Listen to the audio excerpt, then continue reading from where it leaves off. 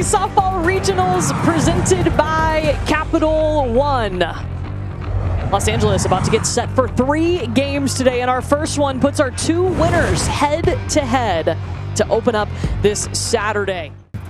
Maybe a little bit of a surprise. Taylor Tinsley will get the start today, her first start in the circle since April 26th against Arizona. And I think that it's good that she's getting the ball in this type of an opportunity, right? The postseason is a different type of feel. You saw Caitlin Terry, the freshman, yesterday, and her performance. And I mean, the numbers don't lie. Taylor Tinsley has been fabulous this year, has definitely had a little bit of time where she's been out and looks like she's healthy as ever. She's getting the ball, game 2 of this regional.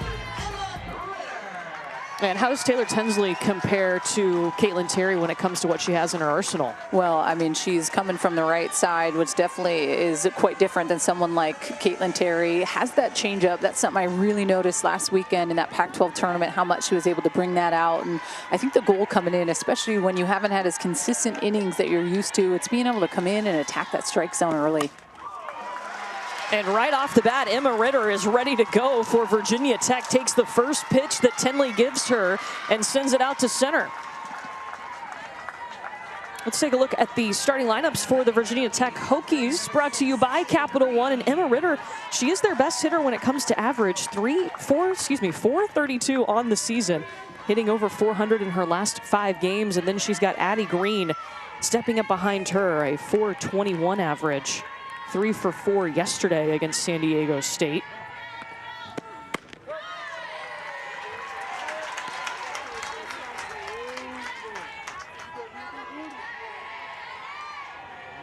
A Virginia Tech team that knows about hitting, second in the nation with 113 home runs this year.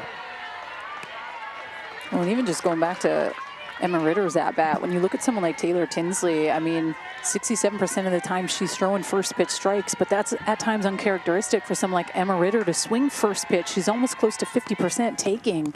So that could potentially be the game plan here for Virginia Tech, knowing that this is a pitcher that tends to get ahead, good first pitch strike percentage, maybe potentially pulling the trigger a little earlier. And we'll see what the adjustment is.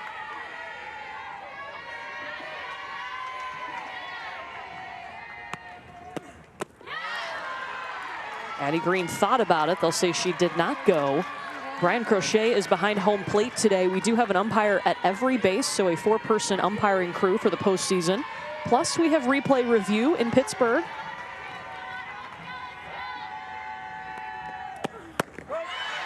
Runner going. Palacios trying to throw her down, but Emma Ritter is safe. Was her 26th stolen base of the season to lead the Hokies. Well, and Palacios so good from behind the plate. I mean, she's getting out 47% of the runners that are stealing, but Ritter a ton of speed. I think, to me, the statement for Virginia Tech is finding a way to score first. In the top of the first inning, I think this kind of gives you that extra confidence.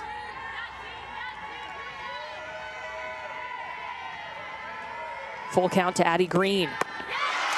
And the first strikeout of the day for Taylor Tinsley, her 147th strikeout of the season. And such a good pitch by Taylor Tinsley. I mean, this is coming in at 57 miles an hour and just dropping off the table. Tough pitch at a 3-2 count.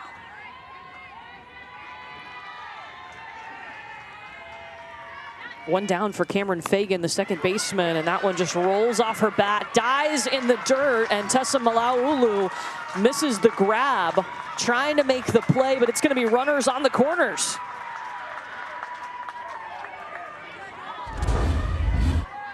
Well, the old swing and bunt doesn't happen as often as you think. I know this is not what she's trying to do, but kind of a number off the end of the bat. Malaulu tries to do everything she can, but not able to field that cleanly. I think that's a base hit, in the books no matter what. And that is a single officially for Cameron Fagan. So now 2 on, 1 down for Corey McMillan, the home run blaster.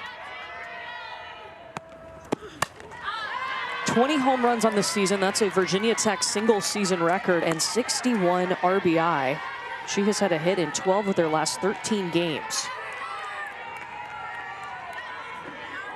I think the most impressive thing too is, I mean, 9 of her home runs have come in the last 16 games, and you look at 20 on the season, so it just kind of goes to show, as of late, she's someone that really has continued to elevate and get better and better and better, and that's realistically what you want to see from players, right? You want to peak at the right time just as you're getting into postseason.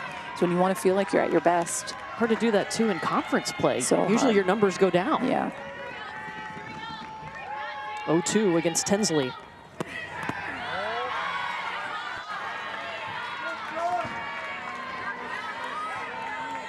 Well, no surprise, too, Corey McMillan, when you look at the players in this Los Angeles regional from the 4 teams, Corey McMillan stands at the top there with her 20. Her teammate, Michelle Chatfield, the freshman, has 19. Palacios got 17 because she hit 2 yesterday.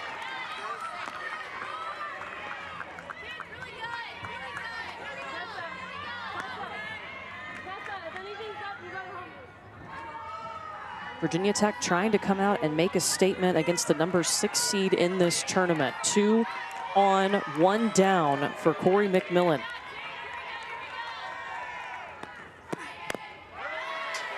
And this is a Virginia Tech team. When you do the breakdown of home runs and averages on pitches, I mean, they bat 291 on the changeup, and you know that that's a pitch that you're going to potentially see as a hitter maybe 1 to 2 times in an at-bat with someone like Taylor Tinsley. And out of 113 home runs on the year, 10 of them have come off the change for this team. But we all know great changeup pitchers tend to be a tough task, right? Like sometimes you have to be confident to hit that off speed and go up with potentially a different game plan. But we've seen this Hokies offense step into the box with a plan, swinging a little bit earlier in the count. And McMillan just continues to foul off pitches. This will be the 8th pitch of the at-bat coming to Corey McMillan. It just means that the Hokies are getting more and more information on Taylor Tinsley pretty quickly here in the first inning. McMillan underneath it. That is what she does. Corey McMillan blasting it out of the park, and the Hokies with a homer.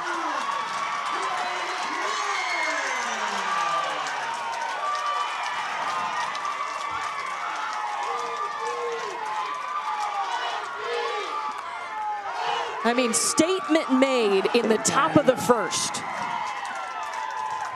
And just that little momentum that you're able to give to that starting pitcher as well, right, for Emma Lemley. But when you think about Corey McMillan, this is her 21st home run, but only the 3rd that she has hit on the changeup. It's not a pitch that she's taken deep all the way, but man, she was on time with that.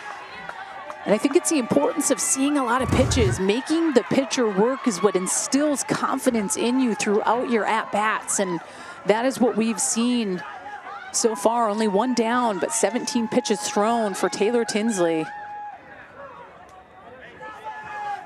Corey McMillan, 7th in the nation in home runs.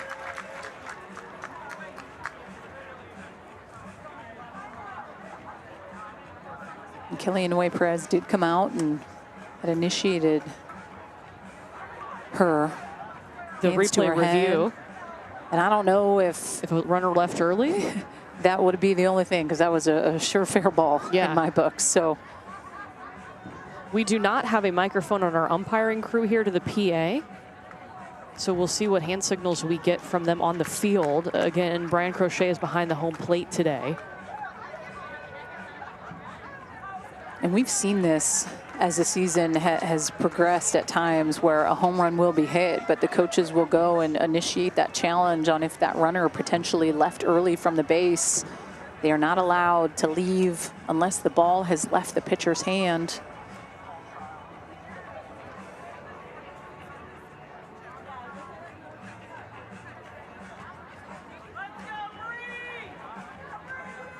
So again, UCLA challenging this play.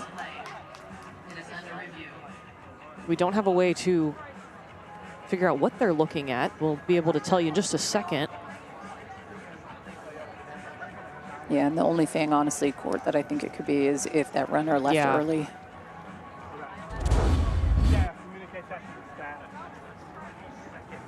Okay. So yeah, they're looking at the second runner is what Brian Crochet just yelled up to us. So that last angle was... Yeah, so it'd be the runner at first. No, this is going to stand. Fagan. This is going to, the call will stay as is. I mean, and at this point, too, you have no reason to leave third base early. I know we've seen it, but just based on that release point and where the umpire is and everything, and seeing Emma Ritter come off the base, I think that this call is going to stand. I think they were looking at the runner at first base, though, but still. Either way, I don't think either one of them left early. No. Again, this decision is being made in Pittsburgh by the NCAA. It's nobody here at our field. It's a centralized location for the postseason. They're also looking... I want to make sure everybody hit the plate. Yes. A lot going on. There's right a lot out of going the on. gate here. The top of the first.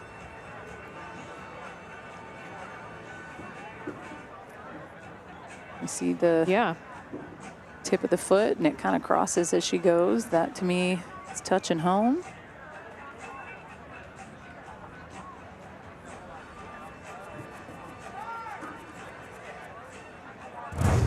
Well, an interesting start to this game if you're just tuning in. Corey McMillan just hit a 3-run home run. They are looking at the runners now, a challenge by UCLA. And the original call is going to stand. So the way that the umpire came out, I'm thinking that Kelly Inouye Perez was asking if home was, instead of it actually being one of the runners leaving early. With us not just having the ability to hear the umpire, sometimes it can be a little bit of a challenge for us to know exactly what they are looking at. So yeah, and to see her gesture towards the plate and then say safe, that means they were looking to make sure the runners all touch the plate. Sometimes with those replay reviews too, yeah, you want them to go in your favor, but at times the amount of minutes that it takes to look at them, it's kind of like an ice the pitcher mentality a little bit. You're leaving them out there, it's just taking time, you're not throwing. Well, here's Bree Peck, and just to clarify, of course, all the runners came around and touched home plate, so we're all good. 3-run homer there for Virginia Tech. The play stands as was originally called. And now Taylor Tinsley has the task of locking back in. This one hit to Malaulu, and that retires Peck. 2 down. Next up for Virginia Tech, VP number 20, Trinity Martin. But that's all the swagger of Virginia Tech right there. Like, that's a typical what they're used to doing. I mean, they've outscored their opponents 90-20 in the first inning. And I mean, when you have individuals that are able to step in the box with just so much pop, I mean, the fear factor for me in this lineup, in the home run piece that they have, is huge. I mean, there's 89 home runs between 6 players. That is a different type of adrenaline rush as a pitcher at times when you know darn well that there's players that can step in the box and take you deep in a park like this with 190 fences to the flagpoles and 220 dead center. I mean, it's... 6 different Hokies have double-figure home runs. Again, they're second in the nation in that category with 114 now on the season. It's a ball and 2 strikes to Trinity Martin. She was 1 for 2 yesterday against San Diego State. And strikeout number 2 for Taylor Tinsley. She regroups, but a 3 spot on the board off the bat of McMillan. And we talked about it in the open. Corey McMillan is going to be a player that needs to step up big for this Virginia Tech Hokie team. She does this, that. Her 21st home run gives VTech a 3 spot. Tech up 3-0 as we go to the bottom of the first inning here in our Los Angeles Regional. And For the second day in a row, we're going to see Emma Lemley get the start for the Hokies. She got the win yesterday, her 50th career win. 7 innings pitched, struck out 6, only gave up 3 hits and 1 run. Yeah, I thought she threw fabulous yesterday, and you just saw this different confidence that this junior has. She's definitely gone through it as her career has gone on and taken out that kind of crow hop illegal pitch for her, which used to get called on all the time. So you can tell she is smooth, she is relaxed, she is ready to go. And I think the coolest thing for Emma Lemley is just she's added that drop ball to her repertoire. So she's not just known as that upspin pitcher, she's rested. And I think at the end of the day, you're still getting that chase on the rise ball, which means 36% of the time, she's getting those total swings and misses outside of the zone. So at times pitches that are way out, getting those big swings and misses, and that's going to be important against hitters like Maya Brady. And she will start off with Maya Brady, a top 10 finalist for National Player of the Year and the back-to-back Pac-12 Player of the Year.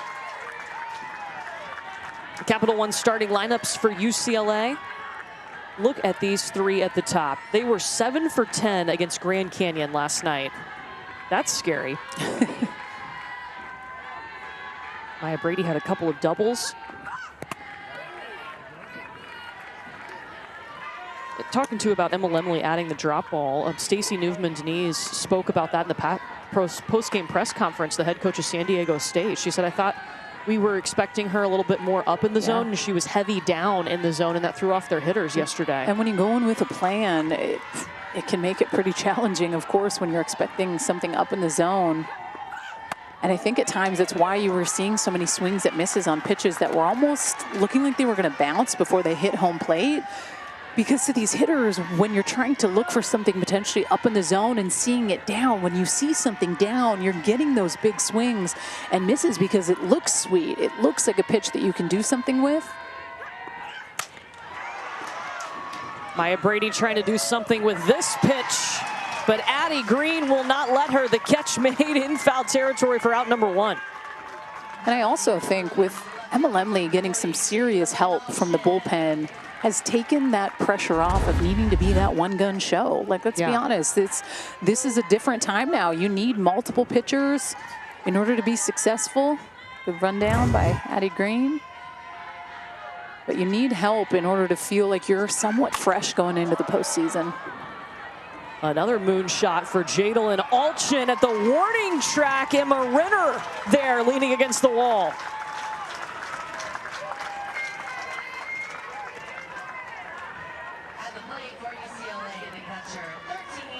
And 5 pitches here for Emma Lemley. And Jadalyn Alchin is definitely someone that swings early on in the count. It's an elevated pitch just underneath it. Needed to get that barrel up on top. But man, that was close. Warning track all day. You can see it in Emma Lemley's face. She's like, oh God, nope, we're good. Now Charlize Palacios, 2 home runs yesterday. We were kind of surprised the second time around in the 5th inning when UCLA needed 1 more run to run rule them, that they pitched to Palacios.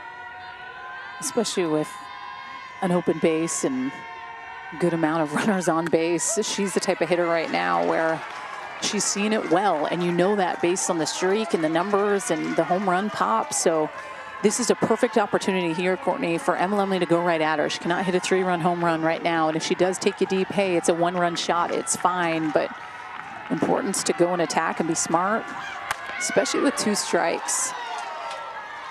And I think you can tell, just kind of based on the pop of the mitt, even from up here, the velo seems a little bit harder going up against someone like Palacios. Whether the juices are flowing for Emma Lemley.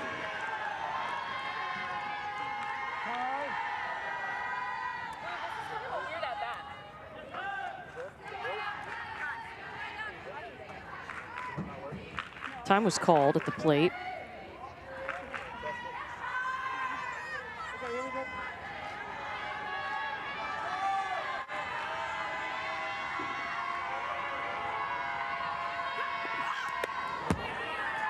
A pitch in the dirt, 2-2. And the one thing that I've seen today, out of the 9 pitches that Emma Lemley has thrown, 2 of those drop balls have been just absolute tanks down in the dirt. And one of them actually hitting Kylie Aldridge right in the mask on the bounce. So it's going to be important for her to bring that pitch up a little bit Palacios, it's going to stay in the infield. Cameron Fagan scooting around and finds it in the sun. 3 up, 3 down. A quick inning for Emma Lemley and her defense. Got a 3-run home run from Corey McMillan in the first inning to take the lead. Taylor Tinsley, though, was able to strike out the last batter she faced. So how does she fare second inning against these Hokie hitters? Well, I think that there has to be such a trust in your offense. Like, this is a Bruin team that we've seen come from behind and put up 11 unanswered runs a couple weeks ago against Arizona. So I think you have to take that type of mentality in. Like, okay, yeah, I gave up a 3-run bomb. I'm not super stoked about that, but I have to continue to find a way to get better, especially with maybe her not having the innings logged late confidence-wise that she needs. So I think it's about getting some good pitches under her belt, starting to gain that good just momentum and trust in yourself, and believe that your defense is going to step up and they're going to find a way to score you some runs. Yeah, and UCLA has a lot of confidence in this sophomore. Kelly Inoue Perez, the head coach, calls the pitches. And they've really rested Taylor Tinsley as much as possible. She did not play from April 26th to May 10th, about 7 games where she sat out and rested, and has been limited since her return last weekend at the Pac-12 tournament. Only a couple of innings in the Pac-12 tournament, and this is her first start since April 26th. Well, that's why you can probably expect a little bit of jitters first inning too, right? There's this expectation you have for yourself. You're wanting to play well. You're wanting to show your teammates, yeah, I know I have maybe not logged the innings that I want to, but I got you. And sometimes that added just pressure in the postseason can feel like the weight is just on your shoulder. So I think it's just about getting some good reps under your belt, taking a deep breath. And these being her first NCAA innings. Yeah, did not get that postseason experience last year. They had those, you know, those 50-year. They had Megan Framel last year. They had Brooke Yanez. I mean, she only had 50 innings pitched on the year last year as a whole. So her body of work coming in as a sophomore, not a ton, but I mean, man, she's mixing pitches so well. We've seen her really go to the off speed a ton today. And I think with her being able to go down and change speeds the way she has really opens up that east-west for her to be able to spin that curveball to her advantage, and that's what you're seeing her do. Back-to-back strikeouts now, going back to the last inning. Kylie Aldridge, the catcher, steps up, and Tinsley goes inside for ball 1. Yeah, they have said the last 2 weekends, Danielle and I got to cover the Pac-12 tournament, that Taylor Tinsley has been day-to-day. Kelly Inoue Perez told us more confident this weekend that we would for sure see her, whereas last weekend it was a maybe. We want to see if we can rest her. We saw her for a couple of innings.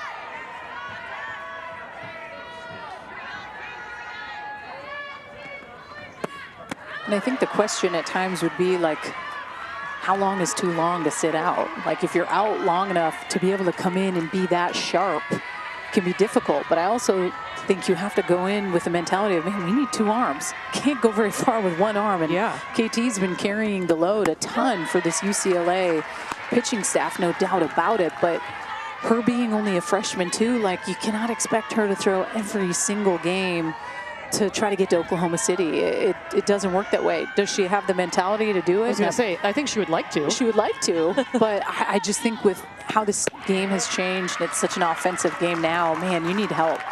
Kylie Aldridge walks the first free pass issued by Taylor Tinsley. It kind of makes me think of, you know, last year with Stanford, they rested Nyjah Kennedy a lot in her freshman season, and Stanford was able to make it to the Women's College World Series, but there is that fine line of how much is too much where you get so rusty that you can't come back.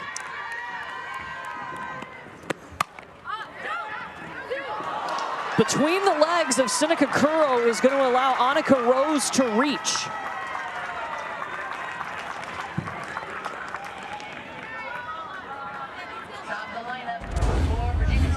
That was an interesting play because this ball had a lot of giddy up and a ton of spin, and you can tell Seneca Curro's, hey, where's the hitter, the pressure of speed up the line, and that is going to be an error, no doubt about it, excuse me, but that is a cue ball off the end of the bat with so much spin. UCLA has not had more than one error in its last 16 games.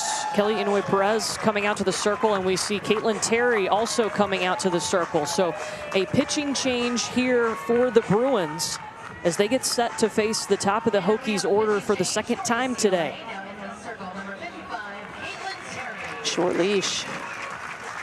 Short leash for Taylor Tinsley. I think obviously a lot of respect to this offense in Virginia Tech. Now 114 home runs on the year, and knowing with a couple ducks on the pond and going back up to the top of the lineup, you want to be smart. And right now, to me, Caitlin Terry is a pitcher that's hot. She's throwing it well. And I think to go up against those lefties, I think being able to bring her in is important, knowing that there's definitely some lefties up top. Lefty-lefty matchups tend to favor the pitcher and not the hitter at times. We saw Caitlin Terry get a shutout yesterday in 5 innings, a run rule win over Grand Canyon, her very first NCAA tournament appearance, because she is a true freshman. Handled it like a pro. And Kelly Inouye-Perez said in the postgame, you know, our offense, I think, may have overshadowed what our true freshmen did in the circle for this team. Yes. Because they scored 9 runs. Yeah, they definitely had their pitchers back in a performance like yesterday. And I think obviously there's a lot of going into a regional like this, right? When you're returning a Grand Canyon, who is the team that beat UCLA game 1 of this regional last year, they're going in with a little bit extra in that type of game and some revenge. But I think that only gives someone like Caitlin Terry a little bit more confidence as well, simply because, hey, my team has my back. Look at the amount of runs they're putting up. She inherits 2 runners. And facing Emma Ritter again, who started this game on the very first pitch of the game, a single to center. Well, and Caitlin Terry coming from the left side, a lot of confidence, loves these types of moments.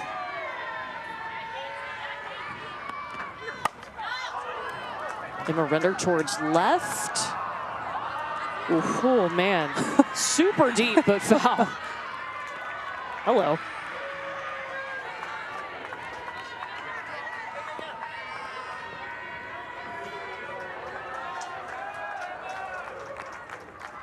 A big welcome to those of you who just watched Oklahoma get the win.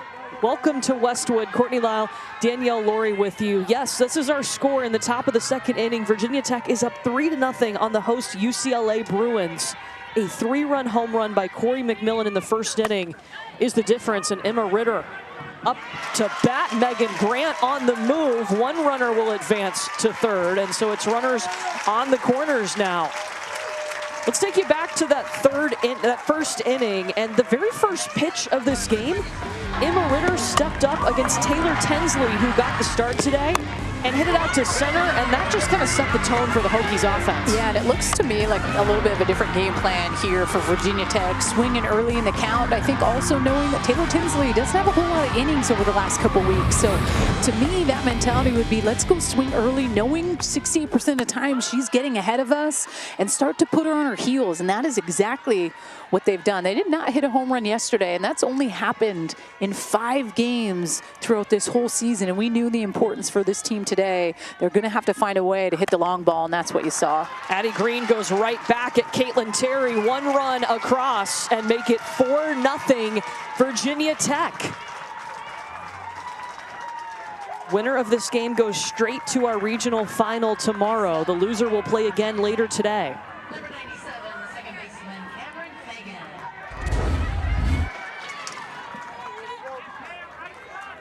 And it's going to be important, I think, for Caitlin Terry to really understand you're going up against some vet pure hitters. Like, these athletes are stepping into the box with a lot of home run pop, a lot of confidence, a lot of reps under their belt, and a team, quite frankly, that has been put in a lot of positions throughout practice where they have just gone through the ringer. So situations like this feel, I'm not going to say easy, but maybe more confident going into. And more normal? More normal than a practice setting. Cameron Fagan fouls this pitch off. So if I'm a Virginia Tech offense going up against a freshman pitcher who's throwing well, I'll never take that away from Caitlin Terry, but I'm using my experience as an offense going up against someone that maybe doesn't have that postseason experience, hasn't felt this type of an offense with the home run threat that they have. So I have that same mentality from the jump that I'm trying to do to Taylor Tinsley. I'm trying to put Caitlin Terry on her heels. So on the flip side, for someone like Caitlin Terry, it's like, hey, take a deep breath, trust your defense, and try to just hit good quality spots. Use the fact that you're a left-handed pitcher going up against a ton of lefties to your advantage. And an easy scoop for Jadalyn Alchin for out number 3. Virginia Tech leaves 2 on, but they do force UCLA into a pitching change, and they add one more run. 4-0 lead for the Hokies. Trying to erase bad memories of what happened in this Los Angeles regional last season. They came out Friday night and they were upset by Grand Canyon, a game that shocked the softball world, as UCLA is a team that's been to the Women's College World Series more than anyone else. This ended a streak of 7 straight appearances in the Women's College World Series because they went 0-2 in the regional last year, and they were done. Well, and it goes back to me to that Pac-12 tournament, them losing to Utah and them looking like a completely different team and carrying that into the regional. And that's what you saw. You saw Liberty beat them to eliminate UCLA. And I mean, it took the softball world by storm. And it was almost this, what? You're not gonna have UCLA make a super regional? And I mean, speaking of Liberty, they're in the Watch out. double elimination bracket tomorrow. They ended up beating Georgia today in the regional, and you know that this is something that this UCLA team definitely is thinking about coming into this regional. Hey, we don't want that same ending that we did last year. It was traumatic, and hence why they really had to kind of seek out a mental performance coach, all the things. Yeah, and look at the hosts to not advance the last 2 seasons. There's been 8 of them, UCLA, of course, being one of those. And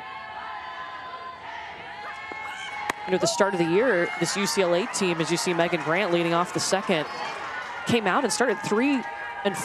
And there were a lot of questions like, what is going on with the Bruins? Now, keep in mind, they faced 4 top 10 teams also during that time. But that was a grind. You know what? They flipped the switch, won the regular season and the Pac-12 tournament to pick up the 6th seed in this year's NCAA tournament. Megan Grant with a nice piece of hitting.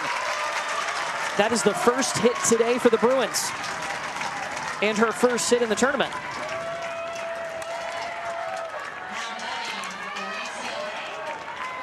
This is what it's going to be about for UCLA. It's starting to get some momentum going. I think, to me, the bottom half of the lineup needs to show up in order for them to be successful. You know what you're getting up top, but at times the bottom half doesn't have as much fear factor to me as up top. So someone like Megan Grant being able to step up and pass the bat to Jordan Woolry, one at a time type of mentality here.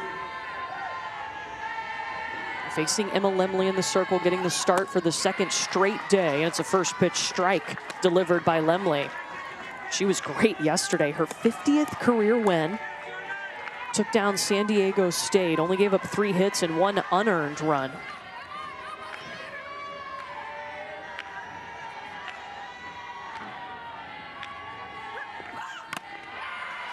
And just straight heat on the corner, man. When you're getting those big swings and misses at 70+ velo, I'm sticking to that game plan, that Bayou mentality all day. You feel it as a pitcher when you're out there, when you get those swings and misses. I'm expanding a little more on the outer half.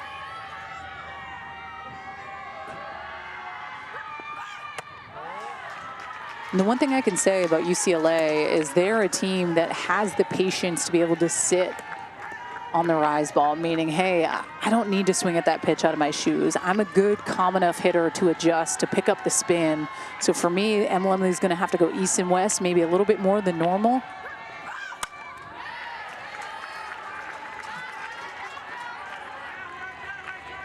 And I think that down pitch for her is going to be really important today. I've seen her throw that drop ball twice where they've kind of really bounced maybe a little bit too short to Aldridge behind the plate, but I think that's going to be a key for her as well. And that drop ball going down, that's something she's added more this year. Something that caught San Diego State off guard yesterday.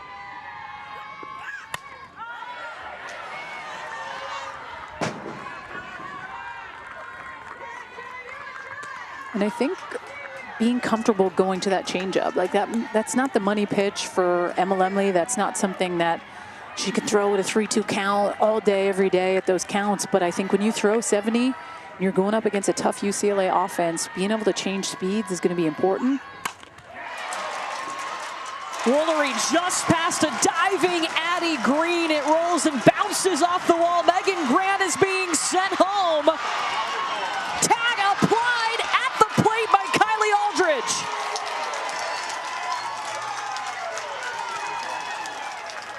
And watching it live, I think Aldridge lined up in a great spot where Megan Grant still had an angle at the plate. So that leading edge was clear. Wow, Courtney, just a good clutch defense. You see Addie Green lay out, so it's Emma Ritter that's going to have her back. But it's the relay. Everything is on the money. There's no panic. There's no obstruction. We all know that the obstruction is a thing that tends to be called, but where Aldridge was, that was money. But I also think she needs to be sent in a situation like that, too. For UCLA, a lot has to line up for that to go right. So they give Woolery a double. And of course, Megan Grant thrown out at home. Wow, what a play and another momentum boost for Virginia Tech. An 8.52. How do you do? Classic 8.52. Here's Savannah Pola. Addie Green again tested in left field. This one a little bit easier. Definitely a different barrel feel here. The second ups for UCLA off of Emma Lemley. First inning, you know, she got some flyouts. There was one deep center, but man, you're feeling the barrel and you're not seeing a whole lot of change of speed. So we know that she goes down a little bit more than she has in the past, but I think when you start to feel those swings on pitches that give you that little bit of like, oh, they're close. You want to be able to change speeds, mix it up a little bit.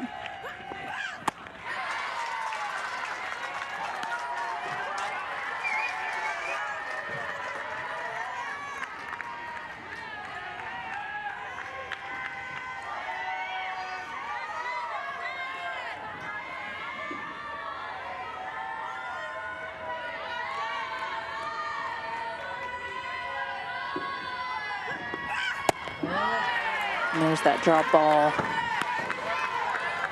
It's a good hold by Seneca Curro. Good adjustment by Emma Lemley. Emma Lemley throwing some of her best innings this season. Junior was called for some illegal pitches early in her career. That rule change this year helped. She's also on her third different pitching coach. That's tough. Yeah.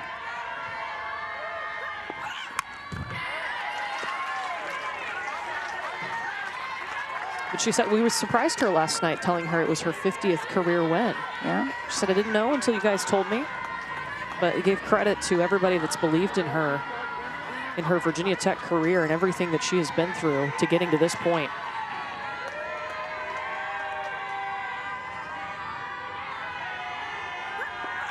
Good spot. Rung her up. First strikeout today for Emma Lemley.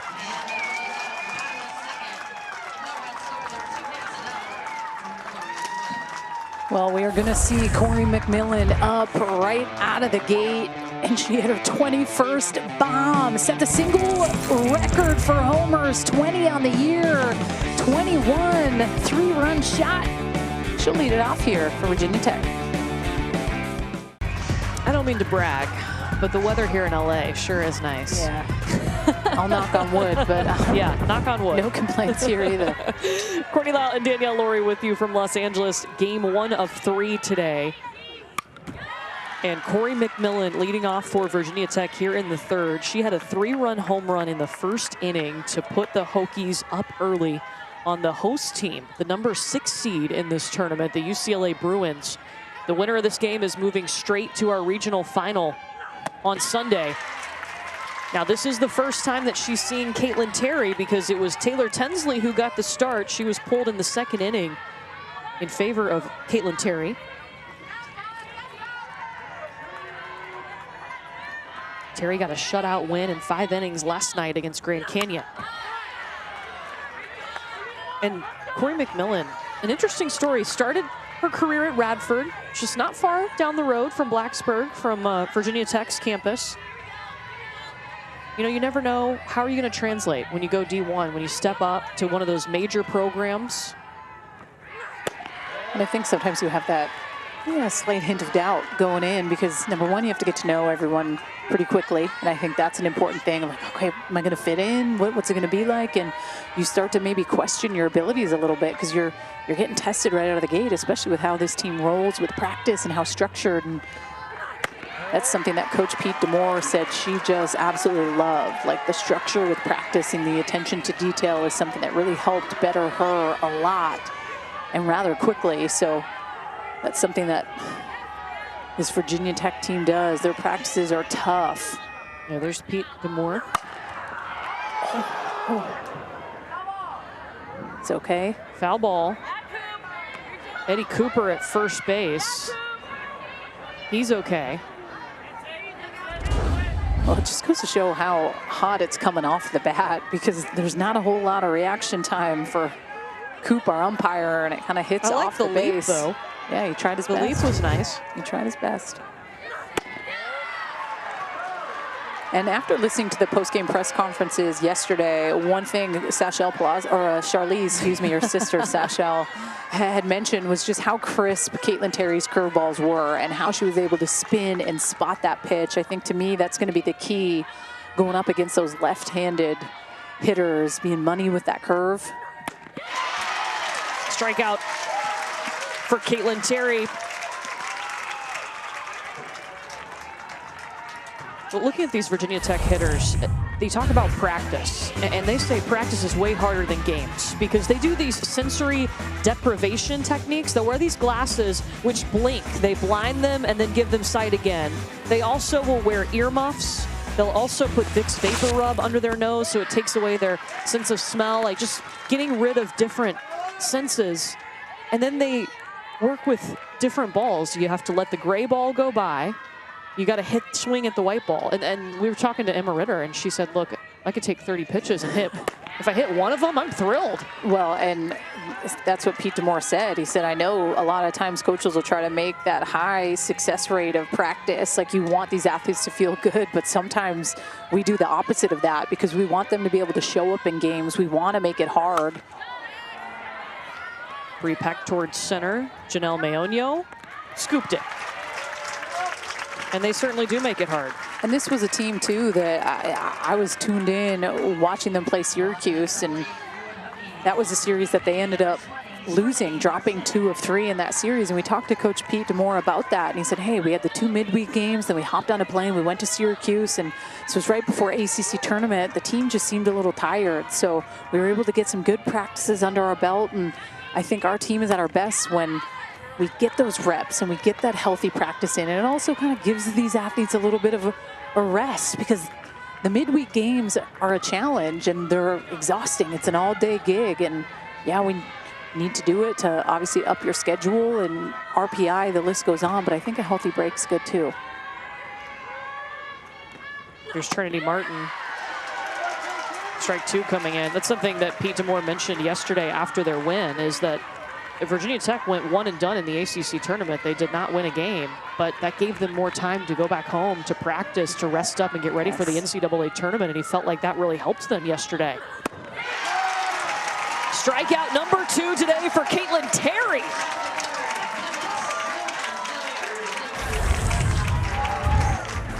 All right, Caitlin Terry, a couple strikeouts against this Virginia Tech offense. This is what UCLA needs to use, the freshman. Money right now. Use it on offense. And we'll get to see the WAC Player of the Year, Ashley Treeweiler, see if she can help the Grand Canyon Lopes extend their run. First pitch by Tessa Malaulu, out to center. And we see UCLA making the adjustments as they do. Well, and swinging early in the count, we're seeing that. We're seeing Emma Lemley miss with a couple pitches, and this is when you need to really be able to respect the fact that this is an offense that is known to come back. They have zero fear. It's all gas, no brakes for them, and at times it can be a tough task for a pitcher.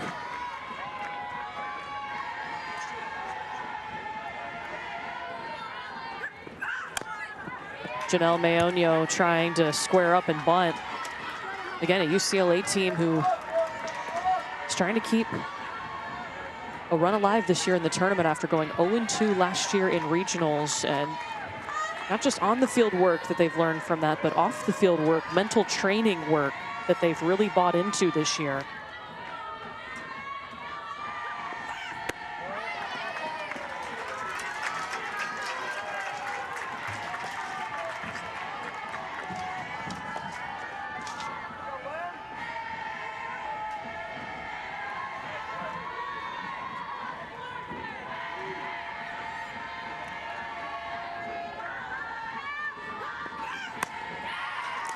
You know, after last season, Kelly Inouye-Perez says, you know what, it was a traumatic end to last year. We need someone to help us with our mental game, and that's where she went out and found Dr. Armando Gonzalez. They call him Mondo, and he's their mental performance coach and has really helped this entire team take that step forward and move past last year.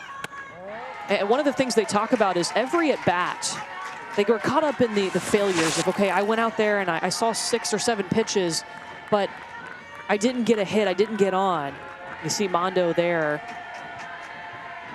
He said, let's think about it as a pickle jar. Every at bat, every pitch, we're loosening the pickle jar, whether it's for us or for our teammates. Hanukkah Rose, no chance to make a play.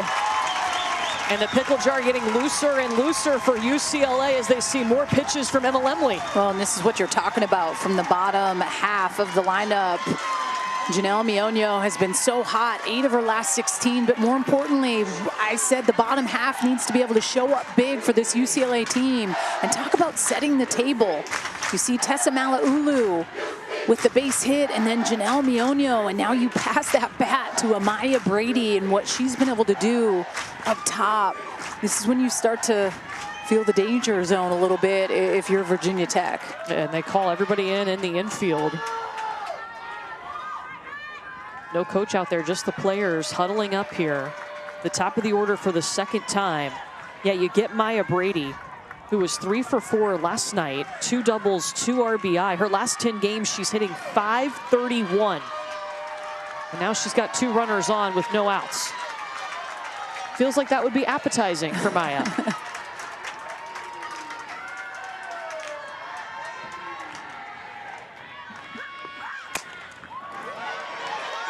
High hopper to Cameron Fagan. And Maya Brady beats it out. Bases are loaded. I mean, she's hitting .711 with runners in scoring position. Well, not a typical.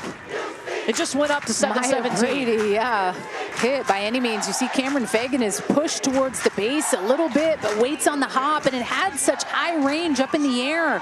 You want to go play it, but it's also the speed of Maya Brady up the line is tough. I don't think there's anything Cameron Fagan really could have done any different on that play, Courtney. 3 singles in a row brings us to Jadalyn Alchin with no outs.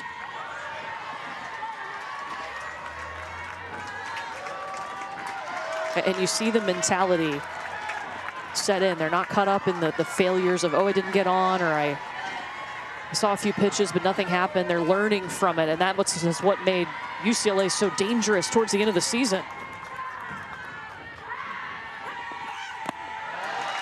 Good job by Aldridge behind the plate, keeping that in front.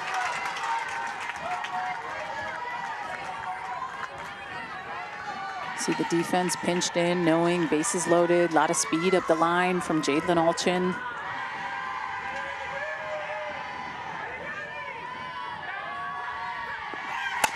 Alchin right back at Lemley, and she'll throw home. That stops Malaulu from scoring.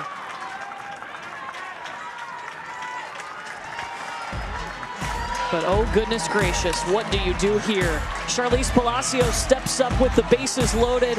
She blasted not 1, but 2 home runs last night. She now has 17 on the season. I'm surprised we're not having a little timeout here.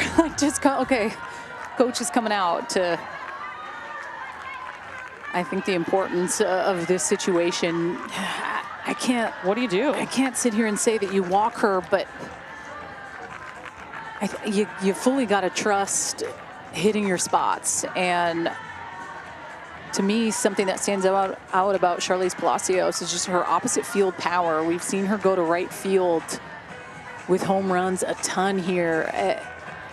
So it's being mindful, hey, that curveball at times can be a bread and butter pitch for Emma Lemley. So if I'm spinning that pitch, I really got to make sure I put it on a corner. But man, she throws this low rise under the hands of those right-handed hitters. So she can throw that pitch with conviction when she gets 2 strikes. I mean, that to me is a pitch that you can pop up.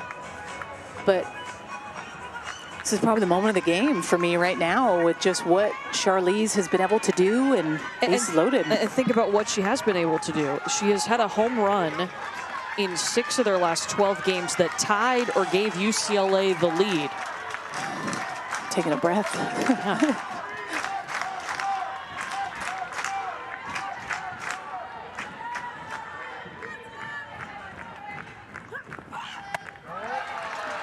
And the thing is, you can't pitch too amped in a moment like this, right? Because you feel it. And you know the bases are loaded. You know there's nowhere to put her. So sometimes you can overthrow or try to put too much velo on a pitch. But it's like, hey, the deep breath and the remembering, hey, there's been a lot of body of work to put you in this position. Loose and relaxed. This is going to stay in the park. Corey McMillan comes over, and Maonio, not enough time to tag up and go. Wow. That's huge. That's huge. With what Palacios has been able to do, Courtney, I think that is just such a big out by Emma Lemley, especially 1-0 in the count, having to throw a pitch. Doesn't want to fall behind 2-0, and money curveball on the outside part of the plate. In enough where you know you don't want to be that 3rd out at home. Now 2 down for Megan Grant with the bases loaded. And remembering her last at bat, had that big base hit right up the middle, swinging early in the count.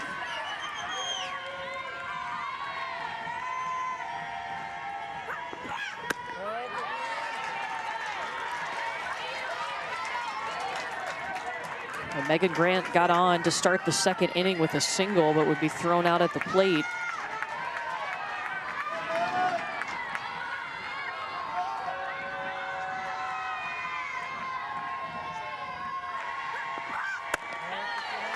Megan Grant does have 2 grand slams this season against Oregon and CSUN.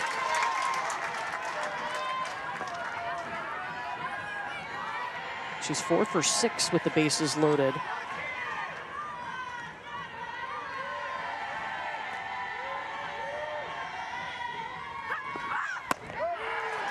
It's a good spot.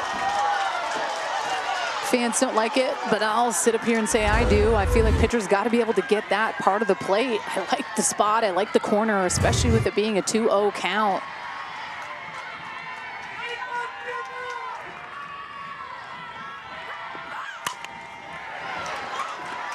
Cameron Fagan, 2 runs across for UCLA. Slid in the grass and bobbled it. There was just enough time for the Bruins to bring a couple runs home.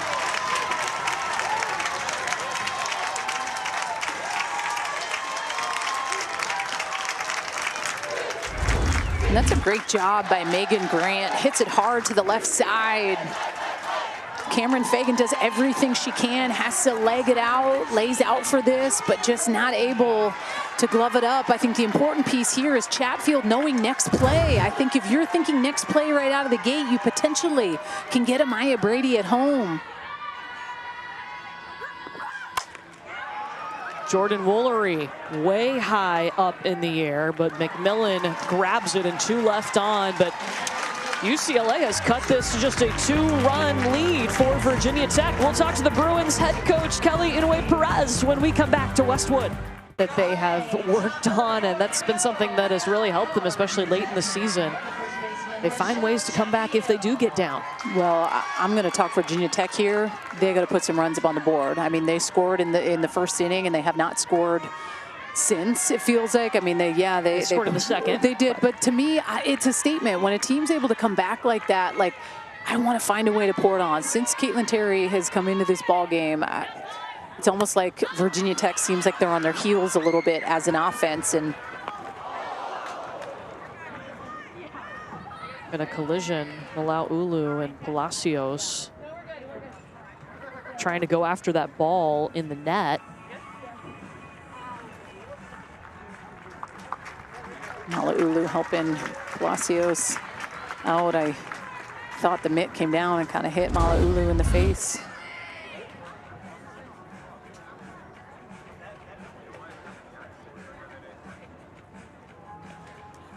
Oh, yeah, that could have been A little clothesline action. WWE. The good news is Tessa Malaulu, a smile on her face as she walks back to third. But before this inning even kicked off, Pete Demore had a circle around all the athletes and was up there kind of talking. I'm not going to say in their face because he's never that type of guy. He always just seems so calm, cool, and collected. But that, to me, is the point of emphasis. If you were a Virginia Tech offense, UCLA is swinging the bat well. They're barreling up Emma Lemley a little bit more. You have to punch back. Michelle Chatfield out to Meonio in center.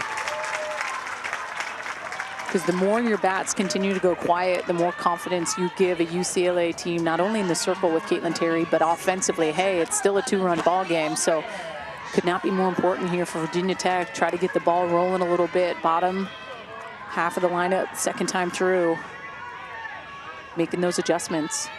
Kylie Aldridge now the catcher. And you know, facing UCLA, I mean, it's been the 1-2 punch of Caitlin Terry and Taylor Tinsley. So you know what you're going to see in the circle. Now, just because you know doesn't make it any easier when you step in the box. But these two are the ones that have been carrying the load, both underclassmen, as Meonio tested once again in center, 2 down.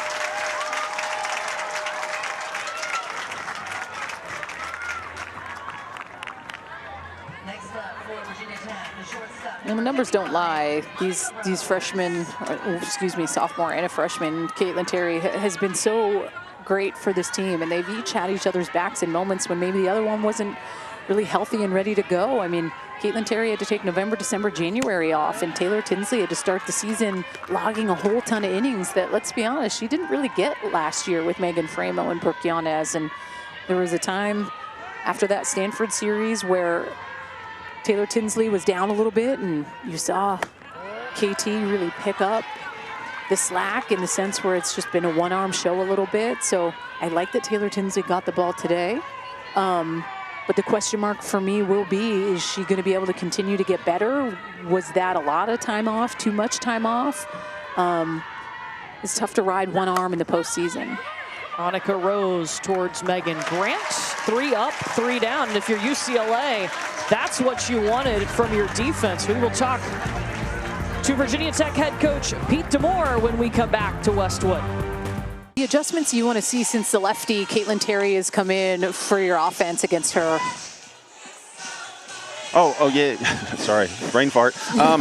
No, it feels like when she first came in, it was a little bit faster than we anticipated. Yeah. You know, so just anticipate it being a little faster, and we made some loud outs last inning, so Yep. hopefully we continue that. All right, coach, do we get want it it today? Yeah. Yeah. All right, gobble gobble. Yes, Hey. there it is. Thanks, Pete Demore. Love to hear it. It started in the ACC tournament, and Yeah. it hasn't stopped, and I'm here for it. Yeah, me too. I love getting a little smile out of them. Yeah. Hey, makes my day. Softball's fun. Yeah, should be. Don't forget. Should be. Interesting how the momentum has shifted, though. We saw Virginia Tech come out in the first inning. I mean, they grabbed a hold of this ball game. A 3-run home run put them ahead early, but UCLA chipping away at this lead. And you heard Coach Demore say they had got the bases loaded last inning, were able to plate 2, got the lead in half. Well, he's not wrong with the top of the 4th inning. There were a couple loud outs, some line shots to Meonio in center, and sometimes that's how the game works. You can put a good swing on it, and there's someone right there. So I think it really is all about the momentum. And for Emma Lemley, being able to go out and have a good, clean inning is the momentum that this Virginia Tech team will need going into the top of the 5th inning. Savannah Pola leading off, 6, 7, and 8 up here for UCLA.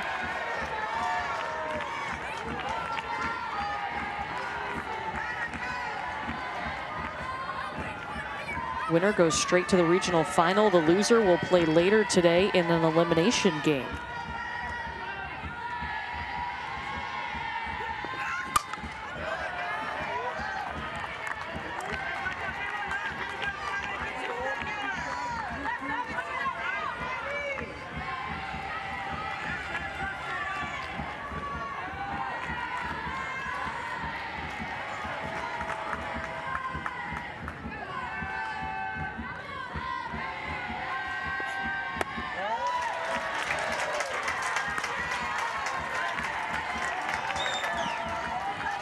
Full count now from Emma Lemley to Savannah Pola.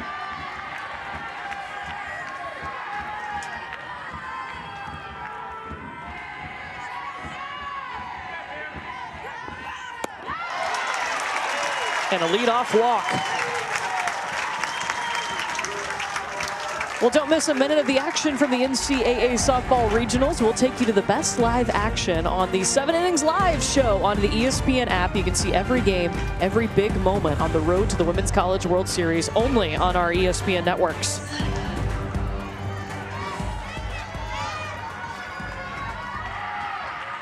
The leadoff for UCLA has been aboard last 3 innings. Don't give me that attitude over there to the left. Taking all the nuggets. Just because we moved our statistician Jeff Muir next to Danielle for space purposes. Nice try. I know my nuggets. Rude. It's foul by Curro. He was trying to give you that one. Like, I could tell he really wanted Courtney Lowell to get that one and intercepted. Not me. I had to sneak that one in. Calling pass interference or obstruction. Oh, man. Fine. I just won't pay attention to them. They're yours. No, I'm going to have him pass him behind your back, literally.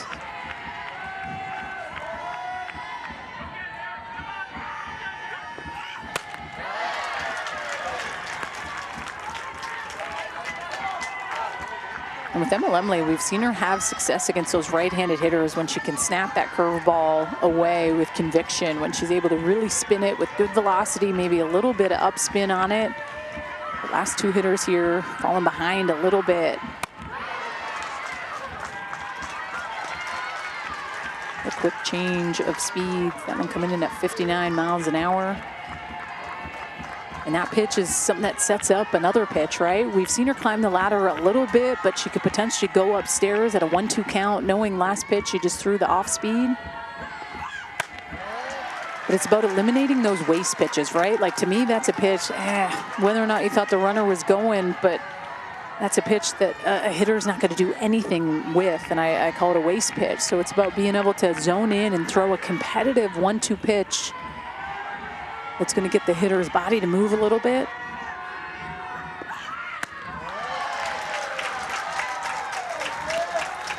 What about that one? Well, it's just change up, left up a little bit. Yeah. Makes it a full count here to Seneca Curro. Well, and you have to be careful because you got the bottom half of the lineup, and they're the ones that got really some good momentum going. So it's about being smart. I want to walk back-to-back hitters. But she will. Back-to-back walks to start the 4th. So the tying run at first base right now for UCLA with nobody out.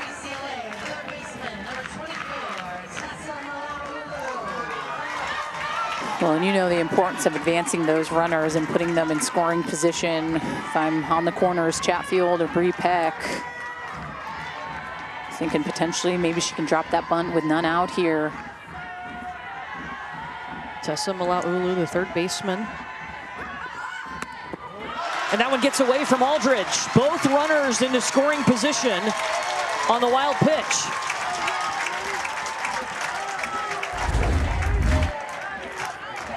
Well, that at times is uncharacteristic of Aldridge behind the plate. And I don't know if it's just the way that Tessa Malaulu was able to bring the bat back to get in the eyes of Aldridge, where she's not maybe able to pick up the ball and that gets behind her. But you saw Emma Lemley kind of looking at her, hey, you're okay, you're okay.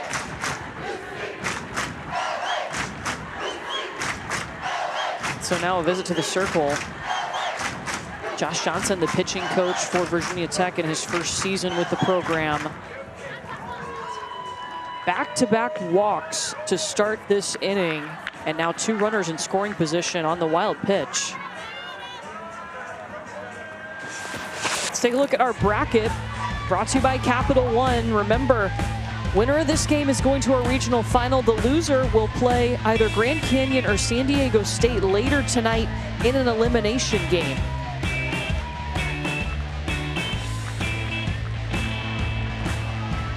A pinch runner coming in at second base for UCLA. And it's Lauren Hatch. She has 14 runs scored on the season.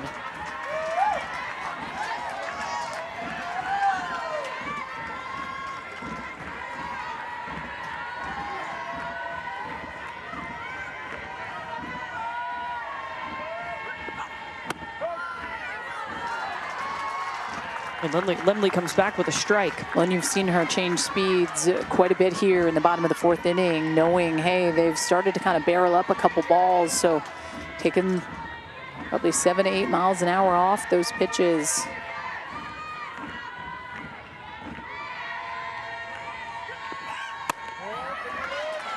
You mentioned the bottom of the order for UCLA coming up big today. Yesterday, 4 through 9 hitters were 3 for 11. Today, they're 5 of 8. Yeah, it's huge because it just gives that top half, which has been consistent and ever with Maya Brady and Jalen Alchin and Charlize Palacios. Jammed her just past an outstretched Annika Rose. And Kirk Walker throwing up the stop sign at third. But UCLA has cut it to 1.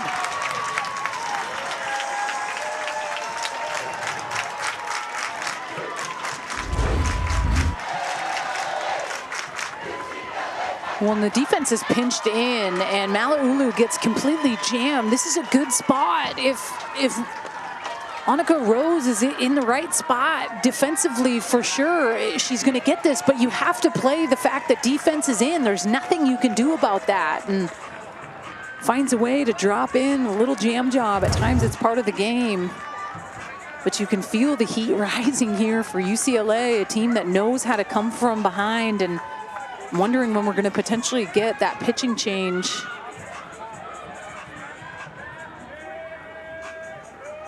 So it's going to be a single and then an E7 that allows Mala'ulu to get to second base. It is her first RBI in the last 8 games.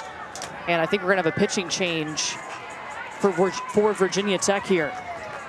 Yeah, so Emma Lemley will step aside and hand the ball off to her teammate. We'll introduce you to the new pitcher for Virginia Tech when we come back. UCLA trying to take the lead here for the first time.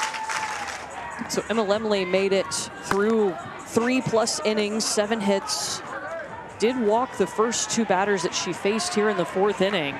And we have a new face in the circle now as Lemley is relieved. Lindsey Grind will step in. Well, and I thought Lindsey Grind should have came in maybe after those back-to-back walks, right? Well, when that happens, especially the bottom half of the lineup, you want to find a way to make that change. So they are bringing in the sophomore. A good amount of innings she has on the year. I think the timing is right. Throws the ball hard. She can go to all quadrants. Good chunk of pitches. Has that rise. Can change speeds. Will go in on the hands of the righties.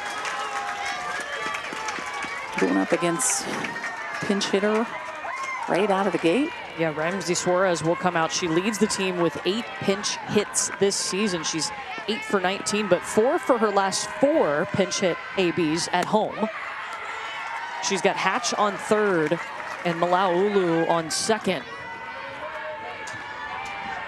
So the go-ahead run at second base right now for UCLA. They have trailed the whole game.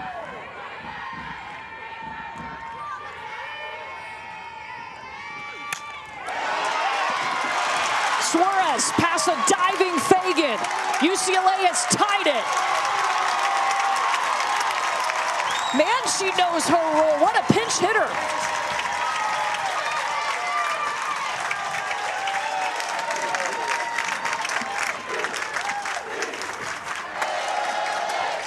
Well, and Suarez just does such a good job at turning on a heater on the hands.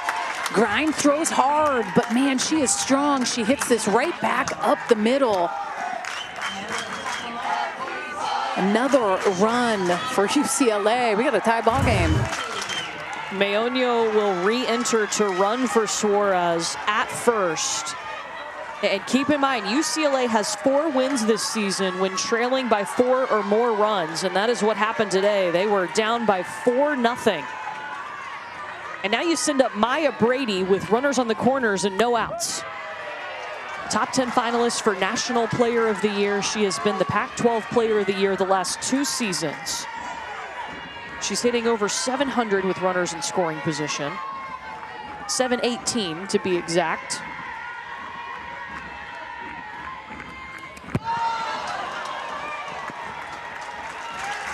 That allows the runner to advance to second on the wild pitch.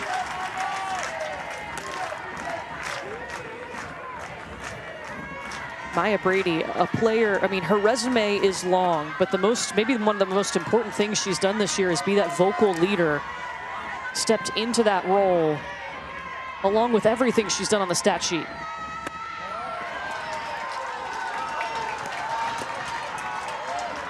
Trying to give UCLA its first lead.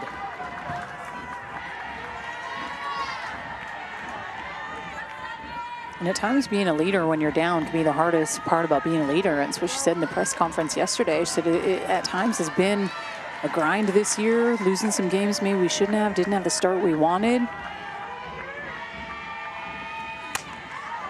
But I mean, she is that type of player. The numbers are always going to be there no matter what. And I think the coolest part was her accepting the fact that I do need to be someone that this team follows and steps up and goes in the direction of, hey, follow my lead, because she's had those players, the Megan Framos, the Rachel Garcias that she's got to play with, but that older vet presence. Towards left. Runner tags and goes, and UCLA with its first lead thanks to the bat of Maya Brady.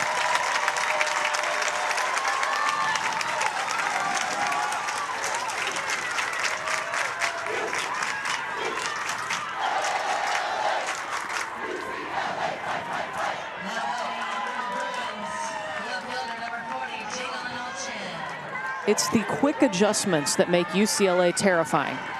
And it kind of looks like Virginia Tech may be on their heels a little bit, like feel that sense of home field advantage here for UCLA.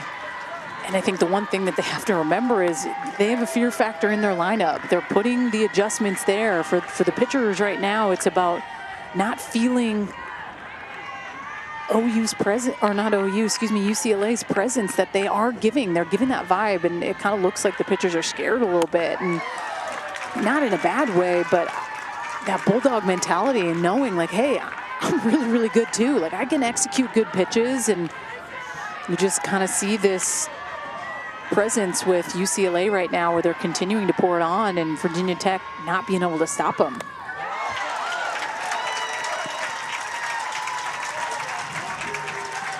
Another wild pitch bumps the runner Meonio over to third. 10 wins when trailing in the 5th inning or later. 4 wins when trailing by 4+ runs, which is what was the case today. They were down 4-0 and now lead 5-4. Not an elimination game, but it's a much easier road if you go straight to Sunday than having to play again later tonight.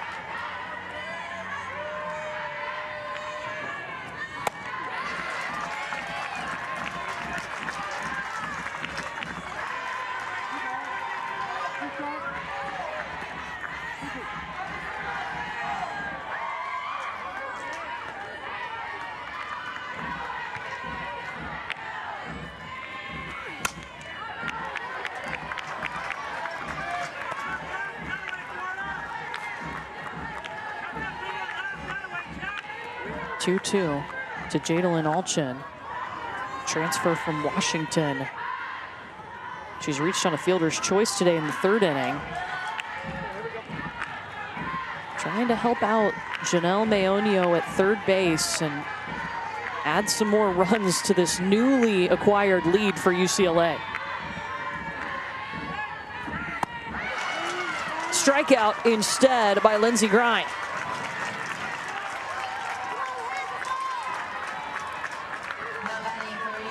2 down.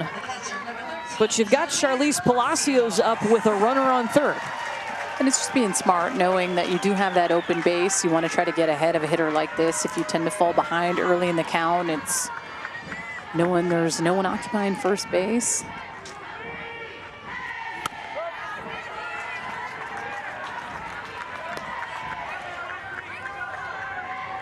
Last 12 games for Palacios, hitting .516 with 7 home runs, 21 RBI.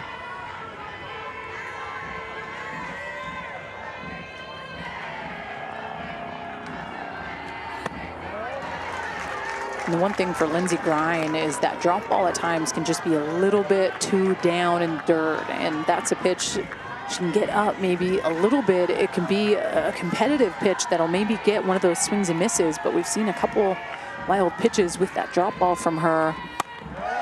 And so to me, that means if that's the case, you've almost eliminated that pitch because it's not competitive. So then you're forced to have to bring the ball up. So that's a pitch at times I think she does need when you're going up against this offense, right? That can adjust well, hits all quadrants.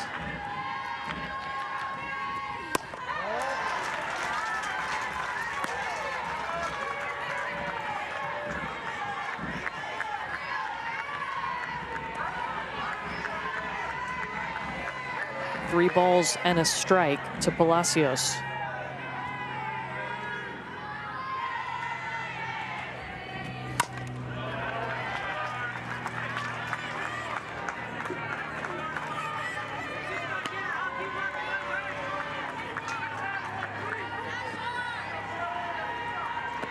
Palacios' numbers last 5 games, this includes today: 7 for 13, 4 home runs, 9 RBI, 4 runs scored. And that's the pitch I'm talking about, the one that is down in the dirt. Obviously that one is an off speed coming in at 60 mile an hour, but smart at a 3-1 count to not give Charlize Palacios anything too good. Third walk in this inning by the Virginia Tech pitching staff, but the first 2 were by Emma Limley. This is the first one by Lindsey Grine. And back to Megan Grant, who had a 2 RBI single in the third. 2 for 2 day for Grant with a couple of singles. Well, Lindsey Grine tends to have a little bit of a higher average against those left-handed hitters. 283 against the lefties and 177 against those right-handed hitters. Interesting to note. Laser to Annika Rose at short. But not before UCLA takes its first lead, and it came off the bat of Maya Brady. Yeah, Maya Brady gets the little sack hit here, and it's what it's all about. I mean, this is a team that continues to fight. They have the pinch hit. The momentum is there for this UCLA Bruin team here right now. Virginia Tech has got to figure it out. Teammates, your buddies, those really special moments that you get to experience, and hey, they have a chance to make it to a super.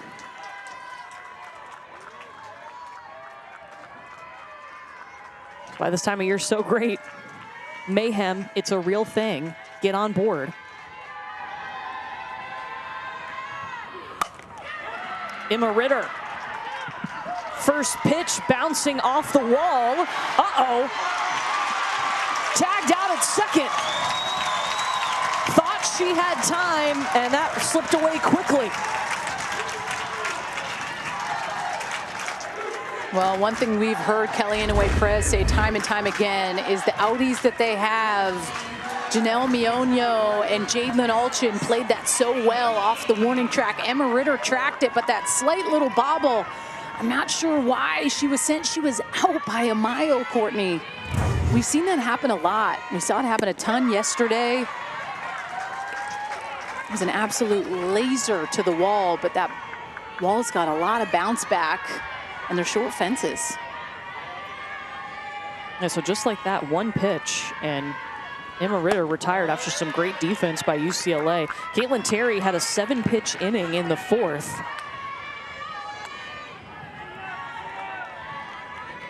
Now back to Addie Green. Virginia Tech scored 3 runs in the first off a 3-run home run from McMillan. and then 1 run in the second, but have been quiet since then. It also helped UCLA's cause that they brought in Caitlin Terry in the second inning. Kind of just felt like a little bit of a momentum shift.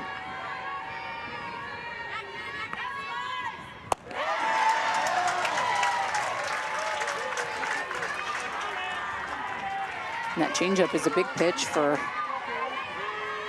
Caitlin Terry. Kelly Inouye-Perez mentioned that in the post-game press conference yesterday. Hey, that's a pitch that she's going to need. We're going to have to throw that more.